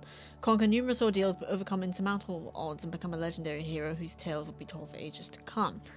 Falconet dreams of following in the footsteps of his father, a fabled bogatir. But during what seems like a simple task, he finds himself in the dark and mysterious far, far kingdom where he dies. To his surprise, the young hero is revived by a mysterious spirit with whom he must now share his body. So that's an interesting concept. Falconet faces 3 daunting tasks: reclaim control over his soul, uncover an ancient mystery surrounding his new companion, and save the world from imminent doom. This is going to sound really silly, but I'm a bit tired of the whole save the world shtick. Give me something else to do. Because honestly, the world always needs saving, and it's kind of boring at this point. Discover a vibrant and extraordinary world based on Slavic myths and legends. Slavic myths and legends are epic. They are incredibly dark and endlessly fascinating, but it does very much depend on how they are presented. Journey through the land of cities, boasting diverse locales, from sunlit forests to gloomy dungeons and imposing castles, each with their own unique features and atmosphere. As soon as you open new areas, prepare to encounter strange local inhabitants, as well as countless challenges, treasures, and puzzles waiting to be solved. You may improve your skills by mastering unique techniques and spells, and engage in fierce battles with common bandits, terrifying legendary creatures, and brutal bosses. The cutscene with the dancing doesn't make any sense in context with what this game is presenting. It's just... it clashes. It just doesn't make sense. Expand your arsenal, embracing mysterious magical powers as well as a variety of armaments, from swords and shields to spears and bows. Level up, increase your strength, create new items, find and experiment with rare types of armor, and fight back against an ancient evil. It does. It looks like it had two different devs working on it, but they weren't talking to each other. They weren't actually like blending it. They were just doing their own thing and then mashing it together. And it wasn't a very good mashup. It's more like they've just been set side by side, and they're not actually the same thing at all. The eternal struggle between good and evil is not as obvious and clear-cut as it seems at first glance in the world of Bylina. Its inhabitants experience complex inner lives filled with their fears, anxieties, hatred, and scars left by past trials that have shaped them into who they are today. Falconet will have to face not only legions of powerful foes in combat, but also the emotions, feelings, and struggles that make a true human soul. None of this came across in the gameplay that was shown us. It all just seemed very basic combat, and not very engaging combat. And colourful describes the cutscenes a little bit, but the rest of it, not really. This one's just kind of an enigma to me. It doesn't make a lot of sense. So I'm gonna skip this one, but if you guys want to give it a shot, go for it.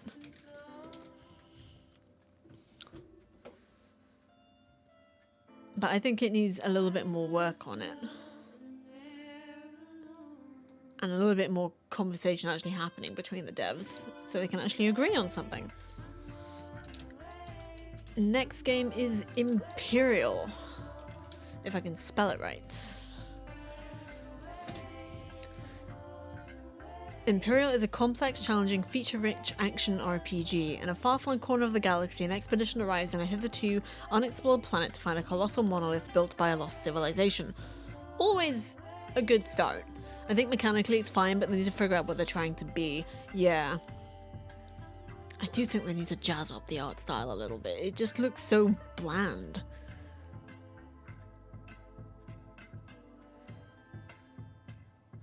Like, even the things that were interesting in it looked bland.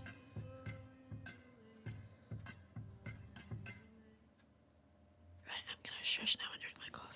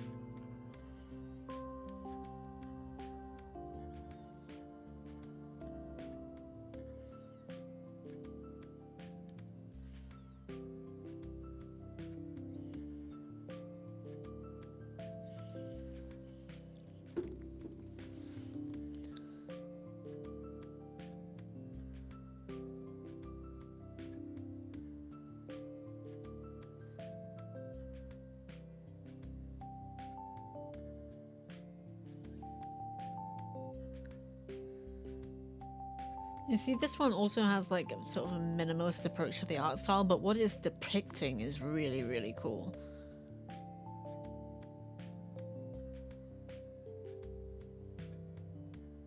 Do you like a varied character customization?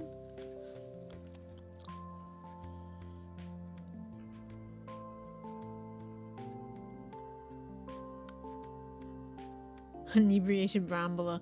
Oh, this class is alluring coquette? Jeez, alright.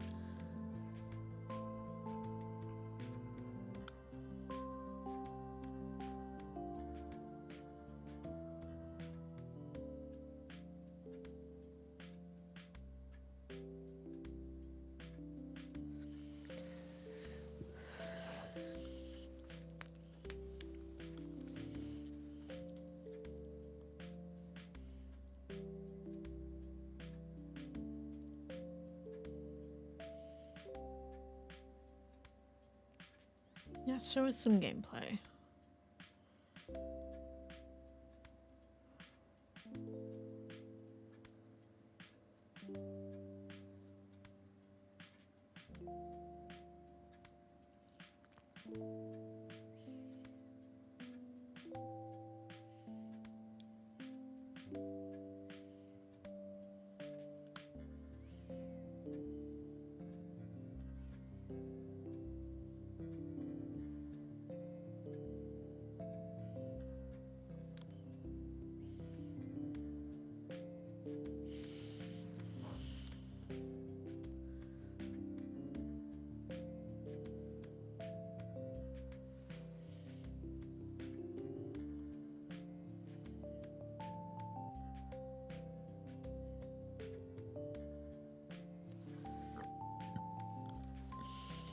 Oh geez, 7 minutes, we're not watching all of that. Or all of this. It doesn't. Oh, shut up. When I do unmute it, I want it to be quiet. It's a hack and slash, which I'm kind of into. Inside the monolith. I feel like that would be spoilers. Or is the whole game inside the monolith? No, we're not watching that either. It looks interesting. Again, art style not particularly unique or eye-grabbing, but what it's depicting is decent. And this guy's pretty cool. He does... Yeah, that. It's got something to offer, it feels like.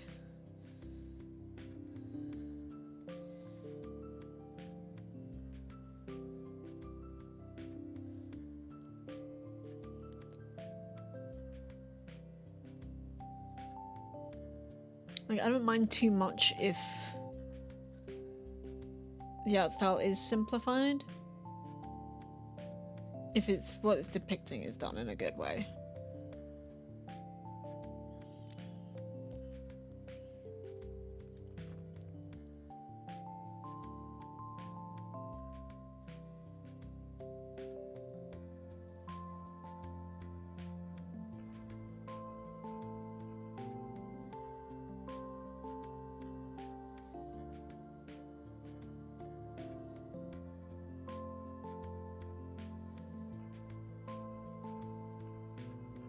That was very poetic.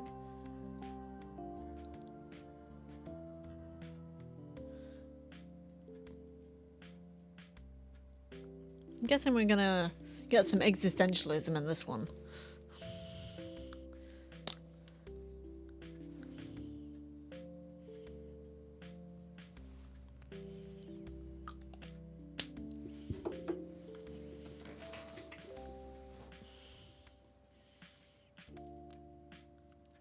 Yeah, I really like the environments.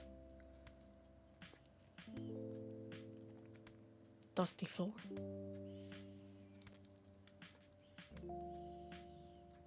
And this guy's kind of cool. Alright.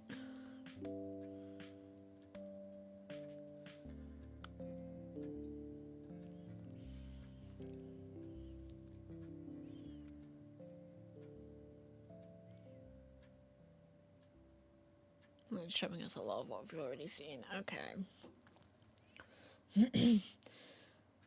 In a far-flung corner of the galaxy, an expedition... Yeah, I just read this. These are no mere ruins. The monolith is filled with danger, and the expedition is ill-equipped to unearth the secrets within. All eyes turn towards an elite mercenary who may succeed where others have failed. Venture inside the monolith and face the automatons that yet remain, remnants of the impossibly ancient civilization that built this unknowable structure. Survive and uncover revelations that transform our understanding of humanity itself. Choose one of 3 weapon archetypes, the glaive, the mace, and shield, or the cannon. Each weapon has its own core moveset, giving each their own unique playstyle. Imperial features a unique blend of RPG systems and skill-based combat. Master the flow of combat with perfectly timed attacks, deflects, parries, and even many abilities that gain additional effects when perfectly timed. Find powerful new equipment, adjust your stats via an extensive modification system, and refine your build to perfection. Empyreal features dozens of abilities with a huge variety of effects, including dealing damage, well, I should bloody well hope so, providing defense, or healing, extra movement options, and other utility. Find new abilities as you progress through the game. Many of the most powerful are well hidden or locked behind lengthy quests. Okay. Experiment with a multitude of character creation options or choose one of the 30 presets to jump into the action with. I'm reading these sentences all a bit goopily. Yes, goopily, I said it. Choose your character's background, giving you a unique backstory and starting set of equipment. You will also occasionally have the chance to respond with special dialogue options which are specific to your background. So it's very much an RPG. Each member of the expedition has their own personal questline. All of these questlines have multiple endings depending on your choices. It is even possible to fail them entirely. Indeed, goop. Paying close attention to your fellow expedition members will eventually grant powerful rewards, but only if you stay the course. Cartograms, what on earth? One of the most important and unique features in the game. These ancient artifacts are blueprints for aspects you encounter in each level inside the monolith. What enemies you face, what loot you find, how many lives you get, what elements you need a matching resistance to, and more, are all randomly generated. There are many ways each level is different depending on the attributes of the cartogram you use to access it. Interesting. The levels themselves are all designed by hand, and you are rewarded for exploring, so find hidden details, shortcuts, and seek out the secrets within. Each cartogram contains an end boss. The selected cartogram defines the loot table of the boss and the chance of a drop. Epic boss battles enables you to target items you may need for future cartograms. I'm still not entirely certain what a cartogram is. Oh, so it's almost like a seed.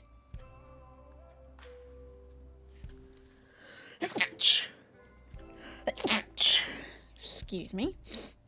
Items, including cartograms, can be shared with other players via mail system and a trading post. So it's got sort of a multiplayer aspect to it. Asynchronous features.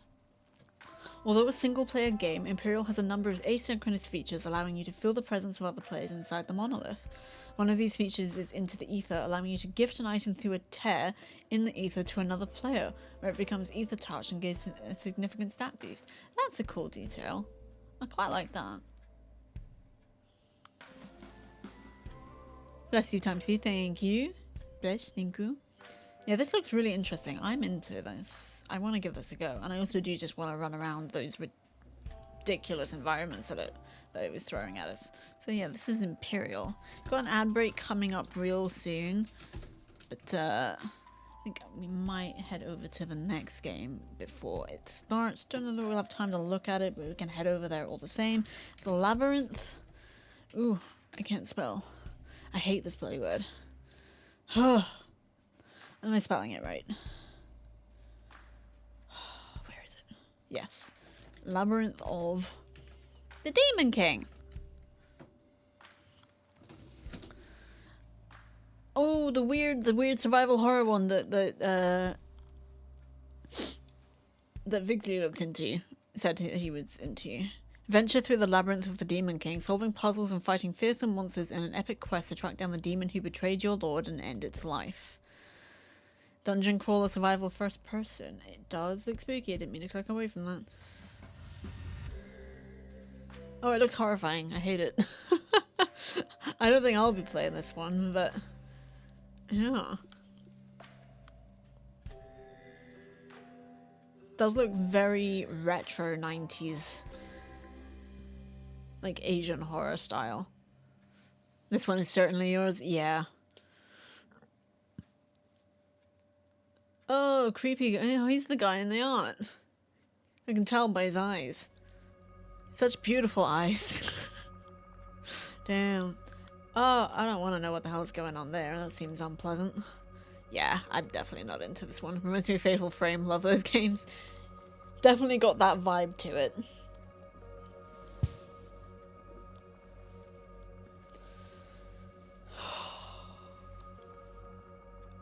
You get guns.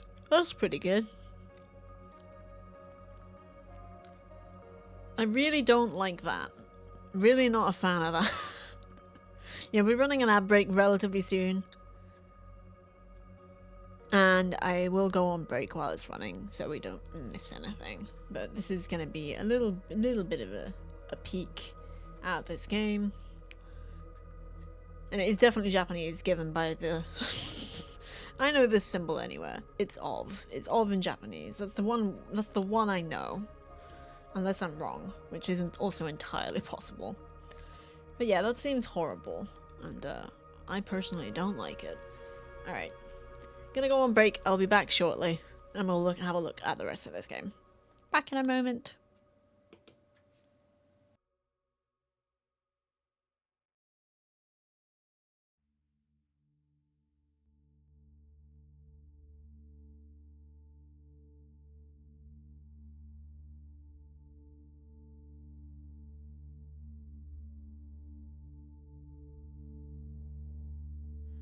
Den blomstertid nu kommer med lust och fägring stor.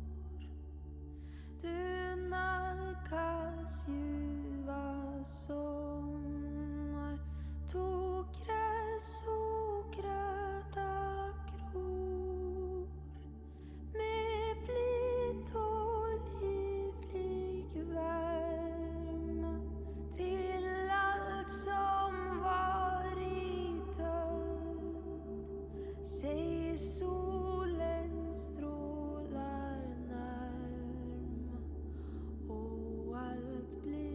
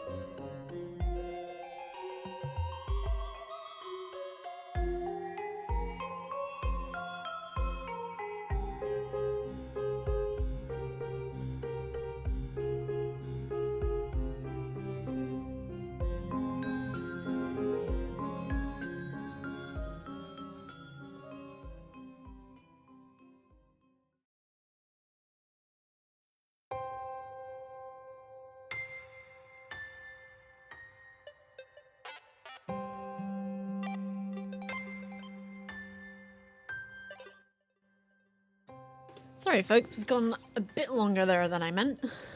But we're back now. We have returned. It's the Labyrinth of the Demon King. Seems horrible. Seems terrible. It seems like a place you just don't want to be. Labyrinth of the Demon King is a challenging first-person dungeon crawler set against the backdrop of a mythical feudal Japan besieged by demons. As a lone foot soldier, embark on a quest to track down and slay the Demon King who killed your lord. But will you have the what has happened to my reading ability? But will you have the skill, resources, and stamina needed to survive through all the horrors this brutal world will throw at you?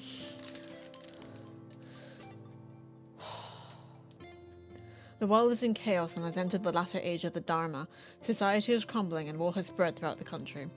Disease and famine have killed thousands, and demons walk the very earth itself.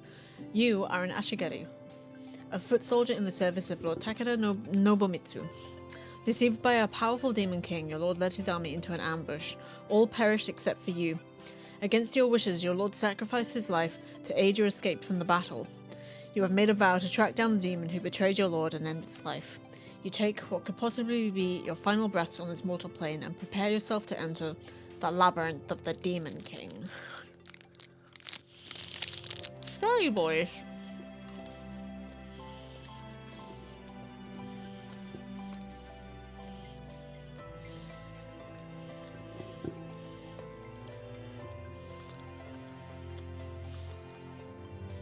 Immerse yourself in the foreboding dark world of the Demon King, a setting inspired by feudal Japan and brought to life in a gorgeous retro-grim art style, complete with dither filters that further genuine PS1 feel. I don't know what dither means in this context. Arm yourself with your wits and a select range of weapons, from katanas and naginatas, don't know what they are, to muskets and bows as you engage in brutal, challenging combat. Revel in accomplishment and extreme satisfaction as you take down various yokai from ancient myth and other horrific abominations that dwell in the labyrinth. As you trudge through the dark, twisted corridors, explore every nook and cranny for limited resources. Sets of armor and talismans change your fortunes in combat, and important clues help solve puzzles laid out before you by the Demon King. Naginatas are like pikes or polearms. Ooh. Nice. Engage with other strange characters on your journey. Some offer things you might need, others a simple moment of respite. But be careful who you decide to trust, it could affect your fate. This is very intense. Seems cool. I don't think I'd be very good at it. I also think I'd find it a bit too gross for my tastes. I have a very weak stomach. Oh, it's gross. But if you're into it, you're into it.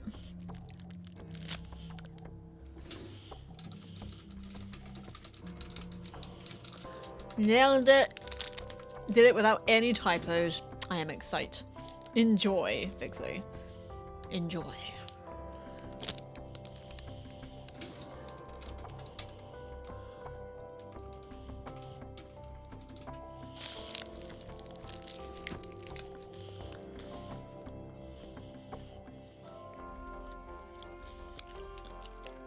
This is the one where you practice all your fights, but you only get to do the fight once. Interesting. Foresight is a tactical kung fu fighting game with a supernatural twist. Use your Foresight ability to visualize fights before they happen and hone your skills and rumble in reality, where defeat means starting over from scratch to permadeath. Well, it is a roguelite. So go figure.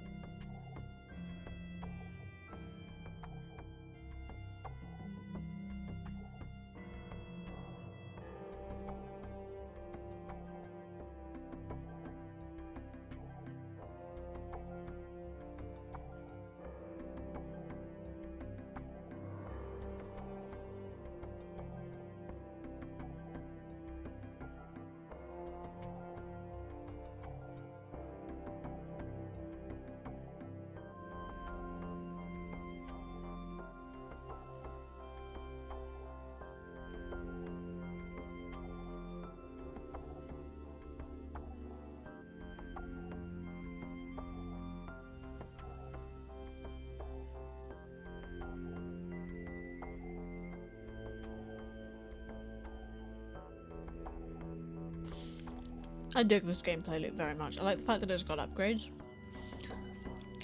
Heck yeah. Oops. Forestrike is a tactical kung fu game where repetition is the key to success. As a martial artist named Yu, you embark on a journey across the country to free the Emperor from an evil admiral's influence. Adapting techniques from one of 5 unique masters, each battle presents a puzzle that must be solved using your mind as well as your fists. Yu encounters many foes on his path to the capital, and he is always outnumbered, but he has a secret weapon, the Foresight, a meditative technique that allows him to mentally perceive fights over and over until he finds a sequence of movements that allows him to overcome the odds. Once ready, our hero must fight in reality where losing means starting everything over, but progress is permanent. Winning doesn't always mean he will emerge from each encounter unscathed, but the further he travels, the stronger he will become. It's definitely roguelite. The Foresight, a distinctive game mechanic that lets players experiment without consequences before fighting for real, and win or die trying. Forestrike's roguelike game loop generates unique runs and encounters every time, so adaptation and improvisation are crucial to progress. I really dig this. It does give me... Oh, what is that game? She says hopefully. The one where you sort of visualize a fight, but if you lose, it sort of rewinds. It is 2D, it's side-scrolling, and it is sort of martial arts. I can't for the life of me remember what it's called. It reminds me a bit of that, she says, hopefully. So yeah, that's Forestrike. Don't forget to stretch, hydrate, and check your posture, guys. Oh. Next is... Nemiza's Verdict, with the weird font that it took me a while to be able to read. Ah, looks like a dungeon crawler.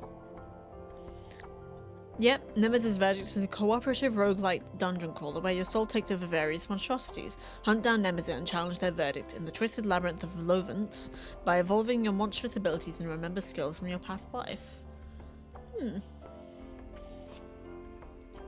Ooh, wibbly. Oof. So we are the monster. Interesting. Only when I can think of Sifu, but that's 3D. I really can't remember what it's called. I'm trying to... I think it's something Katana? Katana Zero. That's it. I'll put that in the Discord.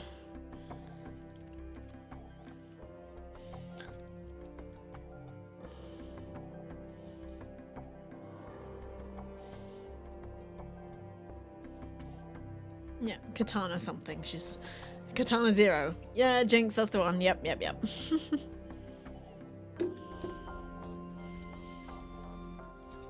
This looks spooky. I don't think I'd be into it, but... No, you can, like, upgrade stuff. That's interesting.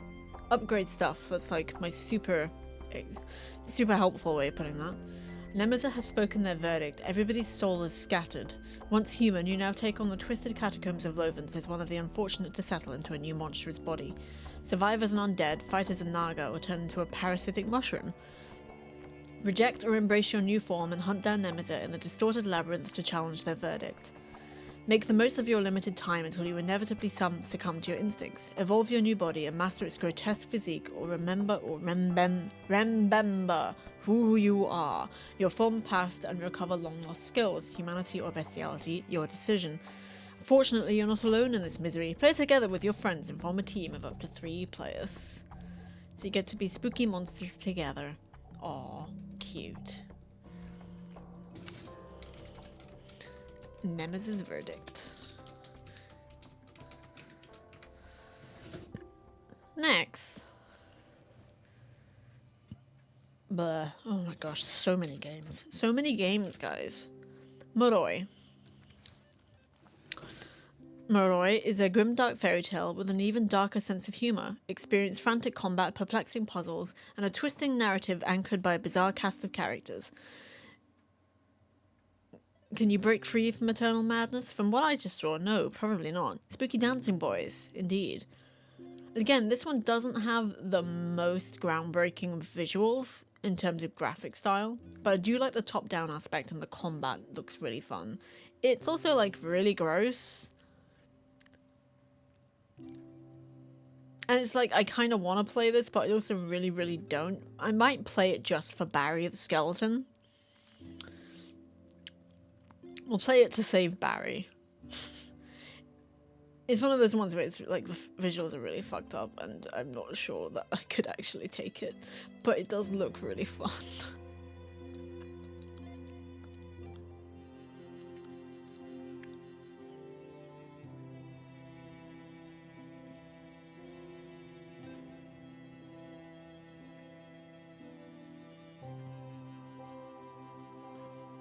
Now I just put it back to the beginning. Whoops.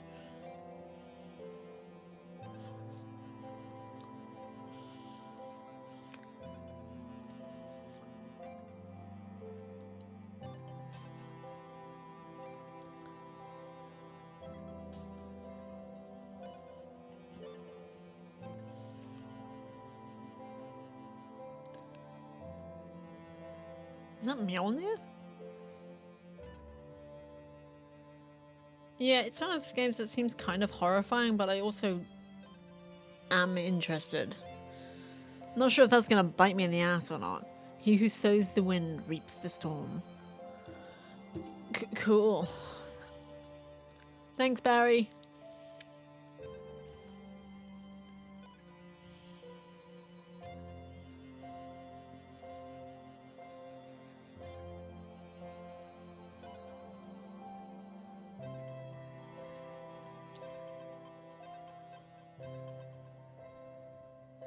The combat just does look really fun. Even if what you're fighting and what you're doing seems somewhat horrific. She doesn't seem happy. I didn't think I noticed her before. Feels a bit Scorn-like, at least visually. I can't play Scorn. I can't even watch people play Scorn. I think it's revolting. So, maybe I shouldn't play this. But... Scorn Light, I guess I could give it a go. I'll play the demo, but I really don't like body horror. Moroi is set within the Cosmic Engine, a personalized hellscape designed to distort any semblance of normalcy. Truth is an illusion, paranoia a constant, and humanity is an oddity. You awake to find yourself a prisoner within a living nightmare. Your name, your past, gone, but not the record of your misdeeds. Your crimes beyond comprehension. Your conviction incontestable. Your sentence eternal. The need to escape and set things right undeniable. Fight your way out of a living, twisting labyrinth. Lots of labyrinths in this one. Hone your skills as you take on dynamic combat encounters and absurd puzzles. Meet the Cosmic Engine's most disturbing and grotesque inhabitants, all with unique and nonsensical personalities, who are just as likely to aid you in your quest as they are to deceive you. Escape means freedom, and in freedom, the truth. Descend through the surreal, twisting spire as you recover your amnesia and slowly discover the morbid truth about your past and your hostile surroundings. Cling to your sanity as the very fabric of reality is unraveled before your eyes. A Swiss Army hack and slash. See, the hack and slash part is what I'm interested in. Take on the army of undead with an arsenal of unorthodox weapons and accessories. You would prefer the quick slices of the chainsword for large hordes of enemies, while reserving the devastating blows of the power hammer for boss fights. Or go all out and replace your entire arm with a fully functional cannon. Mix and match to find the build that best suits your playstyle. Oh no, not puzzles. Test your resolve with a myriad of environmental and logic puzzles. In a world devoid of sense and reason, you'll have to stoop to your lowest if it means moving forward. Solve puzzles by drinking blood, forcing regurgitation, or digging through viscera.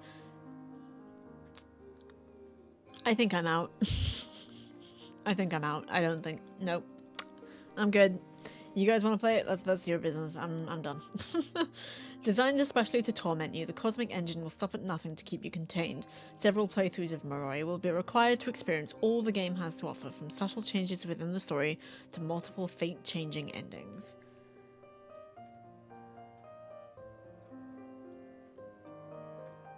I'm out. You guys want to play it? Go for it. Go for your lives, but I am out. Next. This one is the one that I didn't get the title of when the showcase was happening, but have since seen the trailer. Oh, all hail the ding. Nice. Okay, this is the one where it's got dancing robots. Pilot mecha in rhythm RPG dance battles even. Assemble a squad of colossal dancers, compete for the championship trophy, and groove your way across a vast world where everything moves to the drumbeat of steel feet. All hail the ding. So yeah, I'm into this. I definitely want to play this. Even though I'm not good at rhythm games, but you never know. You never know. I might just turn around and suddenly be quite good at these. What is the soundtrack like?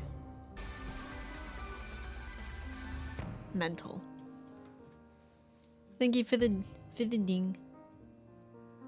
There's a cat. There's a cat in the game, guys. I'm sold. This is definitely more my speed. With dancing robots and cats, yeah, this is definitely much more my neck of the woods.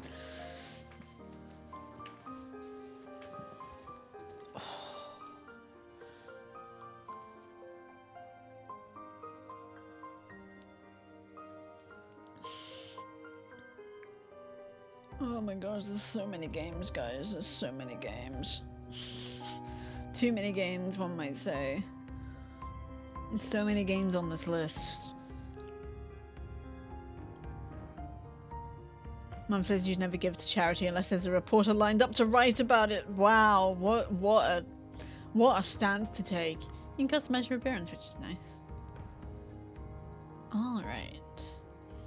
Thousands of years ago, humanity built colossal war machines to stop the apocalypse. Now they just use them for dance battles. Yeah, this is definitely more my speed. Groove your way across a rich world, assemble the perfect mecha crew, and rise from humble beginnings to ultimate stardom. Sarah, does the game have cats? Yes. I'll take it. Heck yeah. Also dancing robots. There's a lot of text here on the GIFs, but I'm just going to read these. Level up your mechs, equip them with mods, and pair them with different combinations of backup dancers. Each mech has their own set of abilities, mechanics, and resources. A simple starter mech builds and spends energy, while later mechs have you maintaining an army of drones or swapping between cards and a mini deck builder. There's deck building, I'm in. Steel Century Groove doesn't demand a specific button press for each note. Instead, pick from your mech's kit of battle abilities. Challenge yourself against interesting melodies even when playing with your own music. You can play with your own music! You'll never just be endlessly tapping out the beat. Built from the start for gamepad or mouse and keyboard. I'm in. Battle from coast to coast, but uncover the secrets behind the steel dance, groove to the awesome built-in soundtrack, or bring your own MP3s. That is such a good game mechanic. I know all the buzzwords that crit Sarah, it's too late. No, it's not. Let's go. Make friends and rivals on your journey to claim the championship trophy. Each mech has a unique kit and special mechanics. Choose the best move for each note to defeat your opponent. Challenge other pilots with intense dance-offs on a massive scale. I'm in. Where do I sign up? For dancing robots and that one cat. Steel Century Groove, everybody. I would love to play this. It seems great. Next is Under the Island, which I think is like a farming sim. Hack and slash.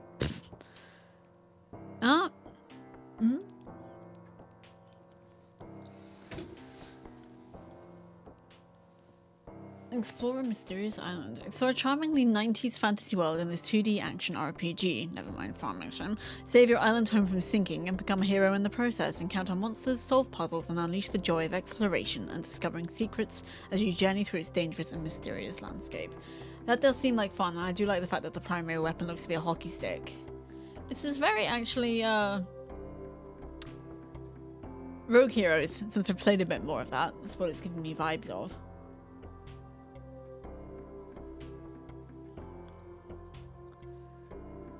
Oh, not timed puzzles. Well, that wasn't really a puzzle, that was more bargain fox.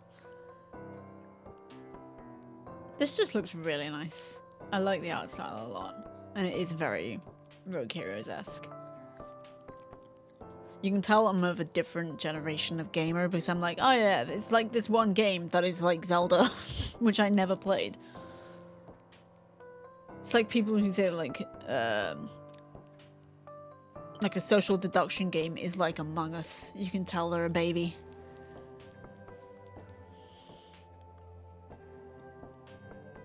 Sheep! Cat! Okay, we're in. There was just a cat on the edge of that screen.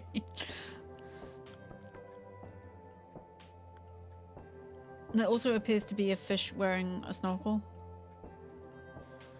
I think that strange things have been happening on the island lately. Alright. Yeah, it does seem kind of strange. Minari, little person. My name is Renar. I am a world-traveling merchant. Of course you are, Big Bear. I'm Vida. This is my most dedicated fan, Tama. You're like a melon lady with literal melons as boobs. Alright, cool. That's what this kind of game is. Yeah, I'm into it. Oh, that's like a lot of... I really should just read the bullet points because I end up being able to only read the bullet points, and it just seems like I'm not doing the rest of the game's justice. These sprites are so cute. I love these. Look at this guy. Look at this guy. Okay, let's just do this. Embark on a thrilling adventure through a vibrant island world filled with at least 6 different diverse biomes that change according to the day-night cycle and weather. Do you love a day-night cycle? Do you love weather systems? Meet fascinating characters just waiting to get to know you with their own stories to tell. Or get foiled by and bicker with Avocado, that's fine too. Traverse treacherous dungeons and caves ranging from sentient greenhouses to treacherous ice caverns to crazy sawmills, gathering unique items and artifacts to become stronger and unlock new abilities. We're attacking vegetables. I mean, sure. That seems fine. She's cute. That's also very cute. Fight weird enemies like eggplants that can't stop throwing up, wolves that somehow dig underground, and walking onions that would love nothing more than to whack you with their stalks. Discover new ways to fight them and new strategies with the artifacts, loot, and upgrades you discover around the island.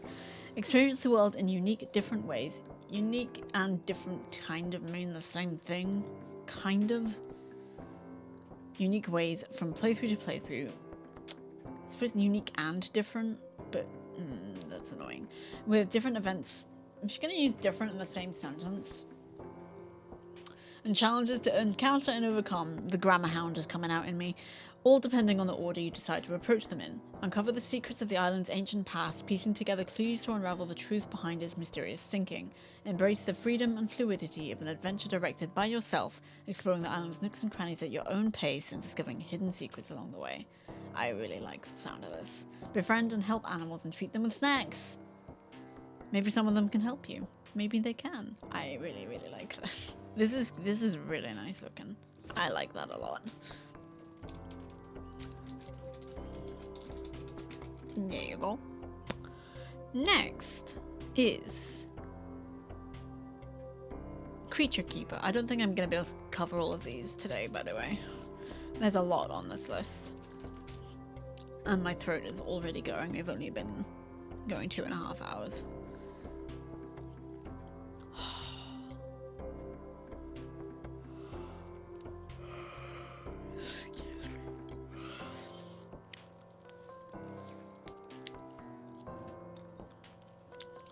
Well, Creature Keeper kind of speaks for itself, but it's a monster taming game where you fight alongside the creatures you befriended in real time, form a party of your favourite creatures and strengthen them by cooking yummy food, crafting trinkets, earning power-ups while your pocket garden, and nabbing unlockables from the bestiary.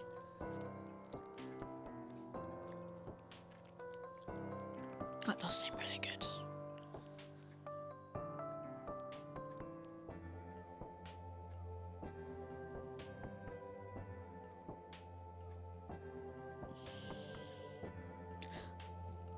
I'm gonna go get another drink really quick though.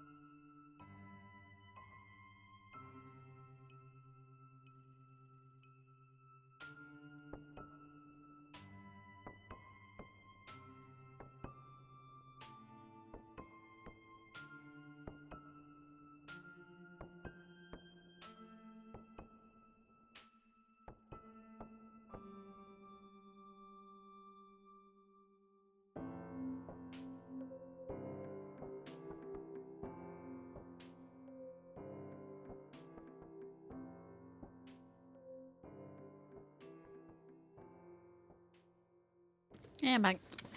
Got myself another strepsil and some ginger and lemon tea.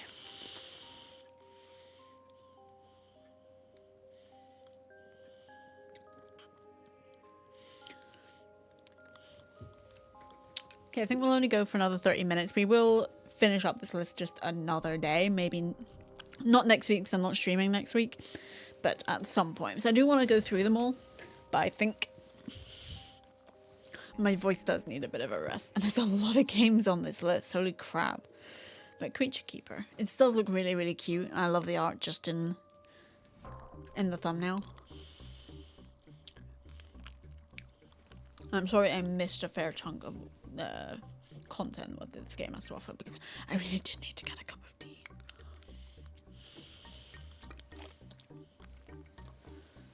It looks really, really cute.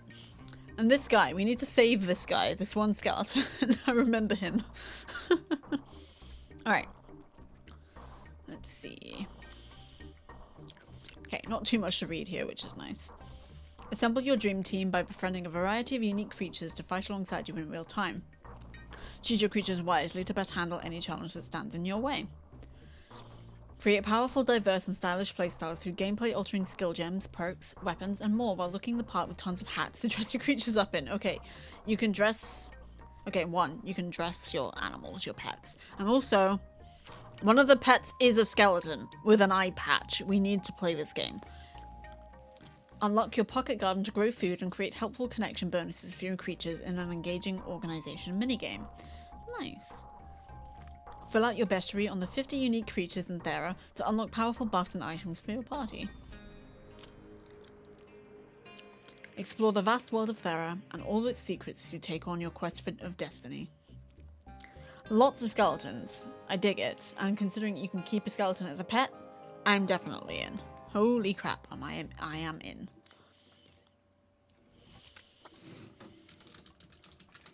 That's Creature Keeper. And it comes out in approximately 6 weeks.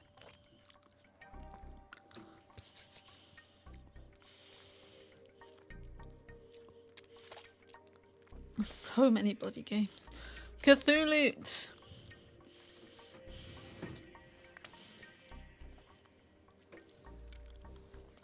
Cthuloot is a cooperative arcade game in which you explore strange places full of treasures to collect. Cooperation, agility, and chthonic chanting will be required to solve the mysteries that await you. But watch out for tentacles. Always watch out for tentacles.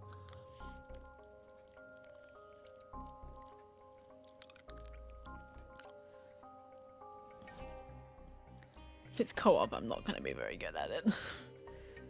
You can play it single player though, so that's good.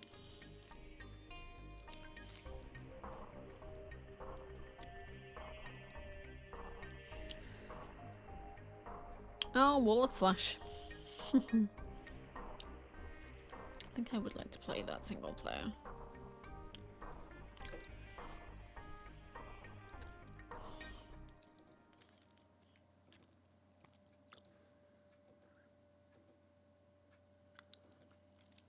It's got puzzles, it's got monsters. How are you supposed to do some of these single player? Maybe it adapts. There's Muns. We love Muns.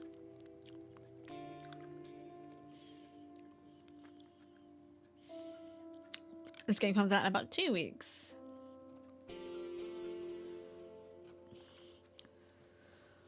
Round up your friends to form a gang of semi-competent looters in search of the relics lost by the Great Old Ones. Just be careful not to invoke them again. I did read that as semi-competent losers. There we go. Explore mysterious realms in the liminal space between reality and madness. That seems to be a recurring theme. And collect mad loot along the way. Help Lord Morgazan regain his rightful place among the Great Old Ones with the power of the treasures you'll find. Draw on his collection of supernatural watches to acquire a new skill. Like watches as in timepieces? Will you be friends when it's all over? Show off your skills as a looter and don't lose anything along the way if you don't want to drag your team down. Seems like fairly simple fun. If you have friends, it's going to be a hoot. A Cthulhu. I hate myself. It's fine though.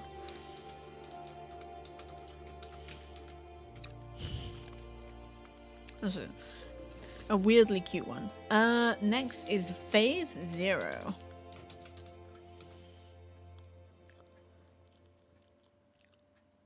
Ooh, survival horror, retro theme. I don't deserve those claps, but I appreciate them all the same. Thank you, Well Hogman. A grotesque illness binds the town of Flint Peak, because that's not a reference. Two survivors try to escape with their lives as mysterious creatures roam the streets. Face horrific monsters, solve puzzles, and escape the town in this classic survival horror. Can you make it till dawn? How many references are you gonna squeeze in here? Not for me. Definitely not for me. That's flashy and ugh. Ugh. If there's like flash involved, I'm generally just oh, that's nasty.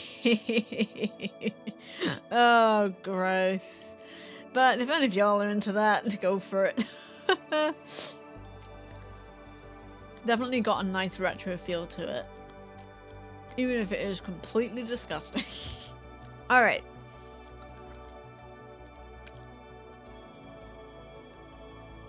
Here we go. Hair-raising tension offered only by the 90s survival horrors. Face mutated grotesque monsters and fight for your life or escape with it. Totally immersive 3D pre-rendered environment for you to explore. Gripping sound effects and music that will send shivers down your spine. Designed camera angles with curated cinematic frames, even better than the classics. Well, if you boast that, it better be good. There's a lot going on here.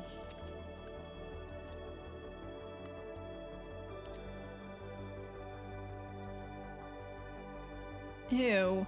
Grotesque, cancerous monsters crawl through the alleys of Flint Peak. Tissue overgrows walls of buildings and meat bursts through the pipes. Empty husks of human skin fill the streets. Will you fight or will you escape? Ah, you play two different characters. Mary, a reporter new to Flint Peak, and Guy, an injured engineer. So that'd be the guy we saw in the hospital. Haha, Guy.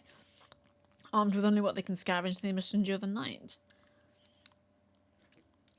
The game is set in Flint Peak, a post-industrial harbour town in the middle of nowhere. It's 1994, and a relentless snowstorm looms on the horizon. To make matters worse, a mysterious illness is rapidly spreading, leaving most of the town's residents grotesquely changed. Phase 0. No thanks. Next, Void Martyrs. Oh, this is the 40k one, which isn't 40k. But I am curious about it and might play it. I mean, it even says Grimdark. Grimdark survival horror about a nun in a spacesuit. That's unique. So the residents are evil? Yeah, I think so. Sent to stop a biomechanical plague, you must balance faith with survival as you recover sacred relics, scavenge resources, and craft the tools of your salvation. This does tick my boxes. It's still gross. But, I don't know, it seems less gross than it could be. And I do like the imagery a lot. I do love the 40k aesthetics. I don't know fucking anything about 40k. And I do know that this game is not 40k, it's just heavily inspired by it. But it has the same vibe, which I like.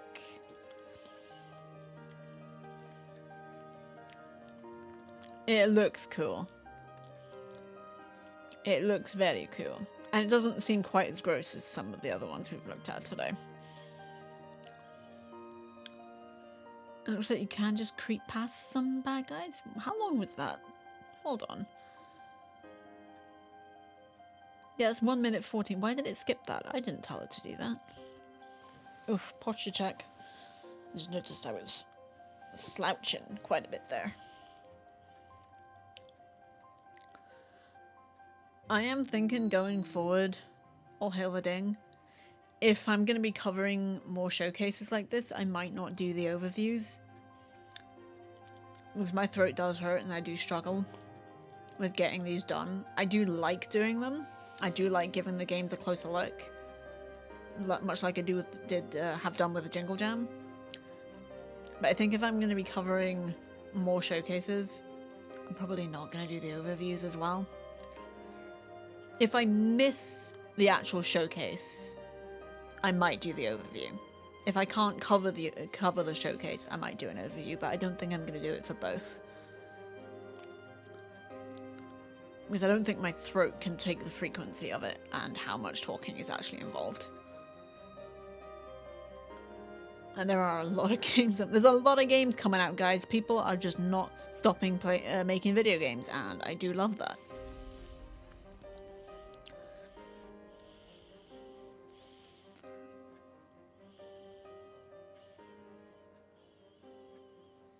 Okay, just loop back around.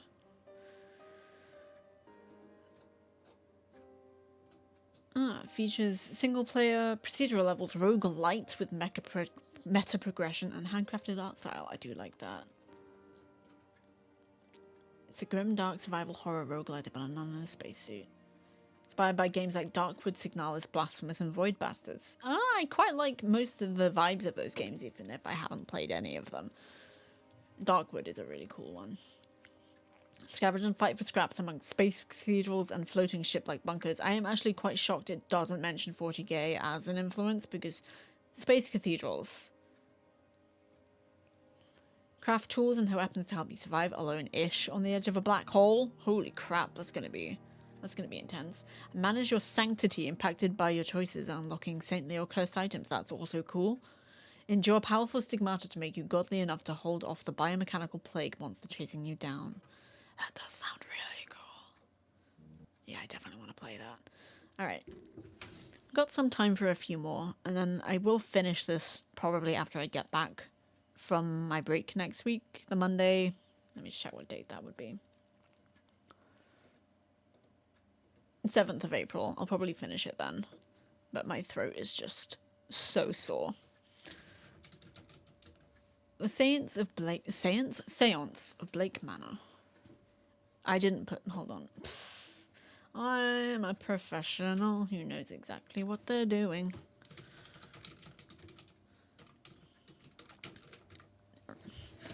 The Séance of Blake Manor. The Séance of Blake Manor is a supernatural detective mystery set in 1897 Ireland, where you investigate the disappearance of Evelyn Dean in a remote hotel full of secrets and otherworld occurrences. Love the art style. It's a first-person detective adventure puzzle game. It looks really, really cool.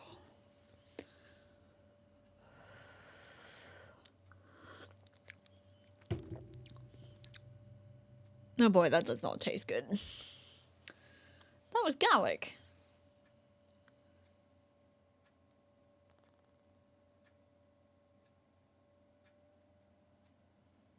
My music stopped. I was like, why is it so quiet?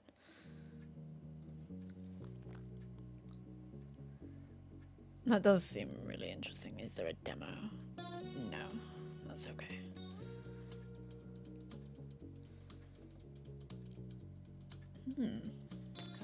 So definitely like a deduction game with like clues to find. I do really, really like the art style. Oh, it's tarot. One card for your past, one for your present, one for your future. Spooky doorway? Don't you mean the scary door?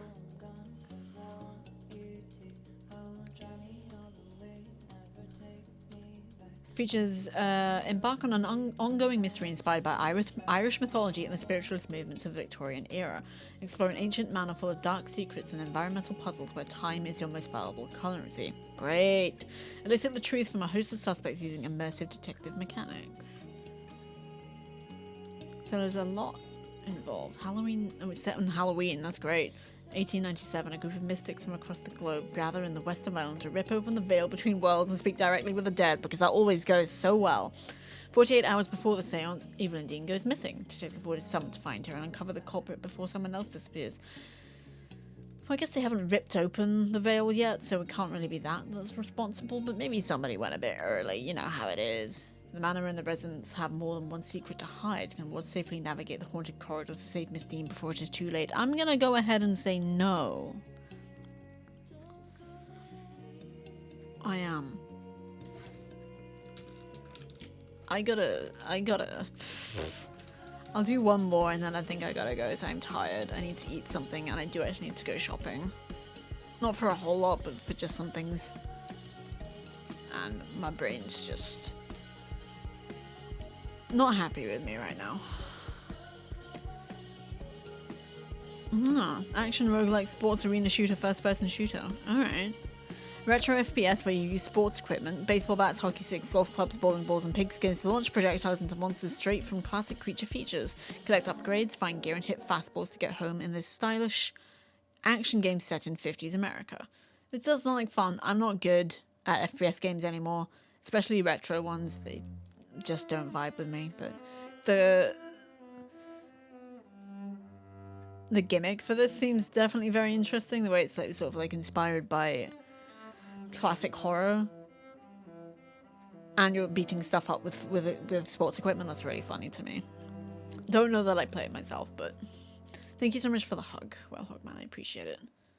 Like, I'm mostly okay. It's just my throat is fading out faster, a lot faster than I expected, and definitely faster than I would have liked. Hey, it's Nosferatu.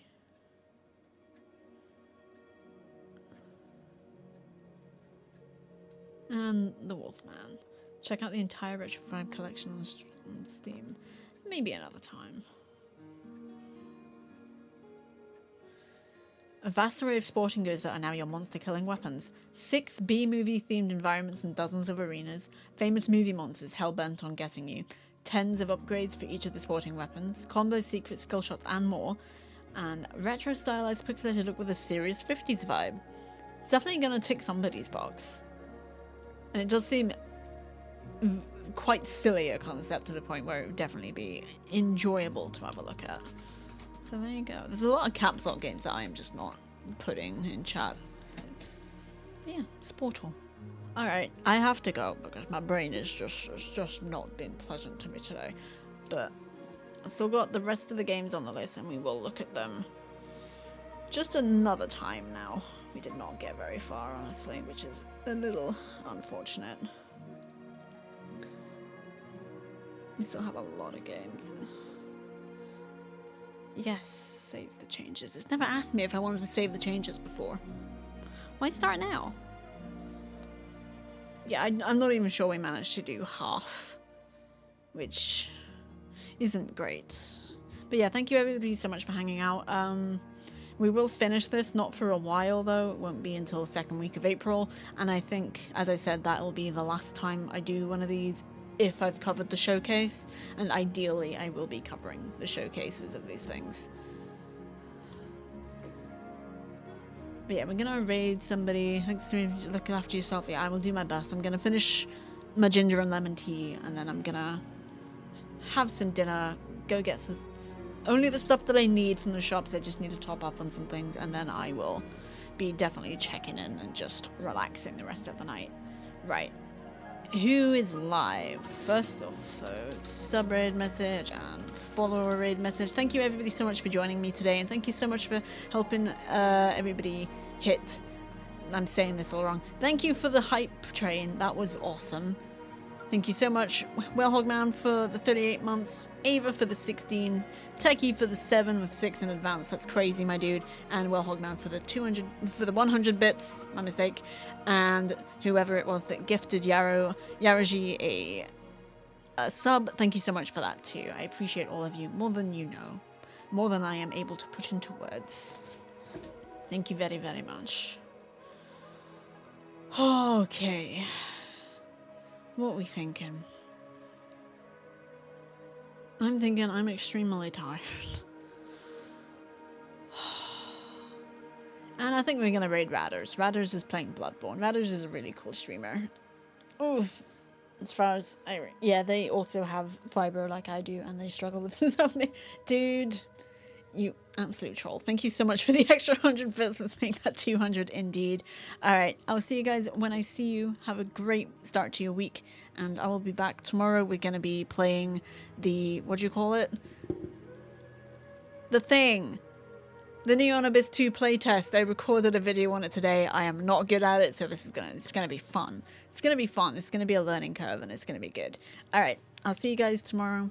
Take good care of yourselves, and take care of each other. So long. And thanks for all the foosh. Okay, bye.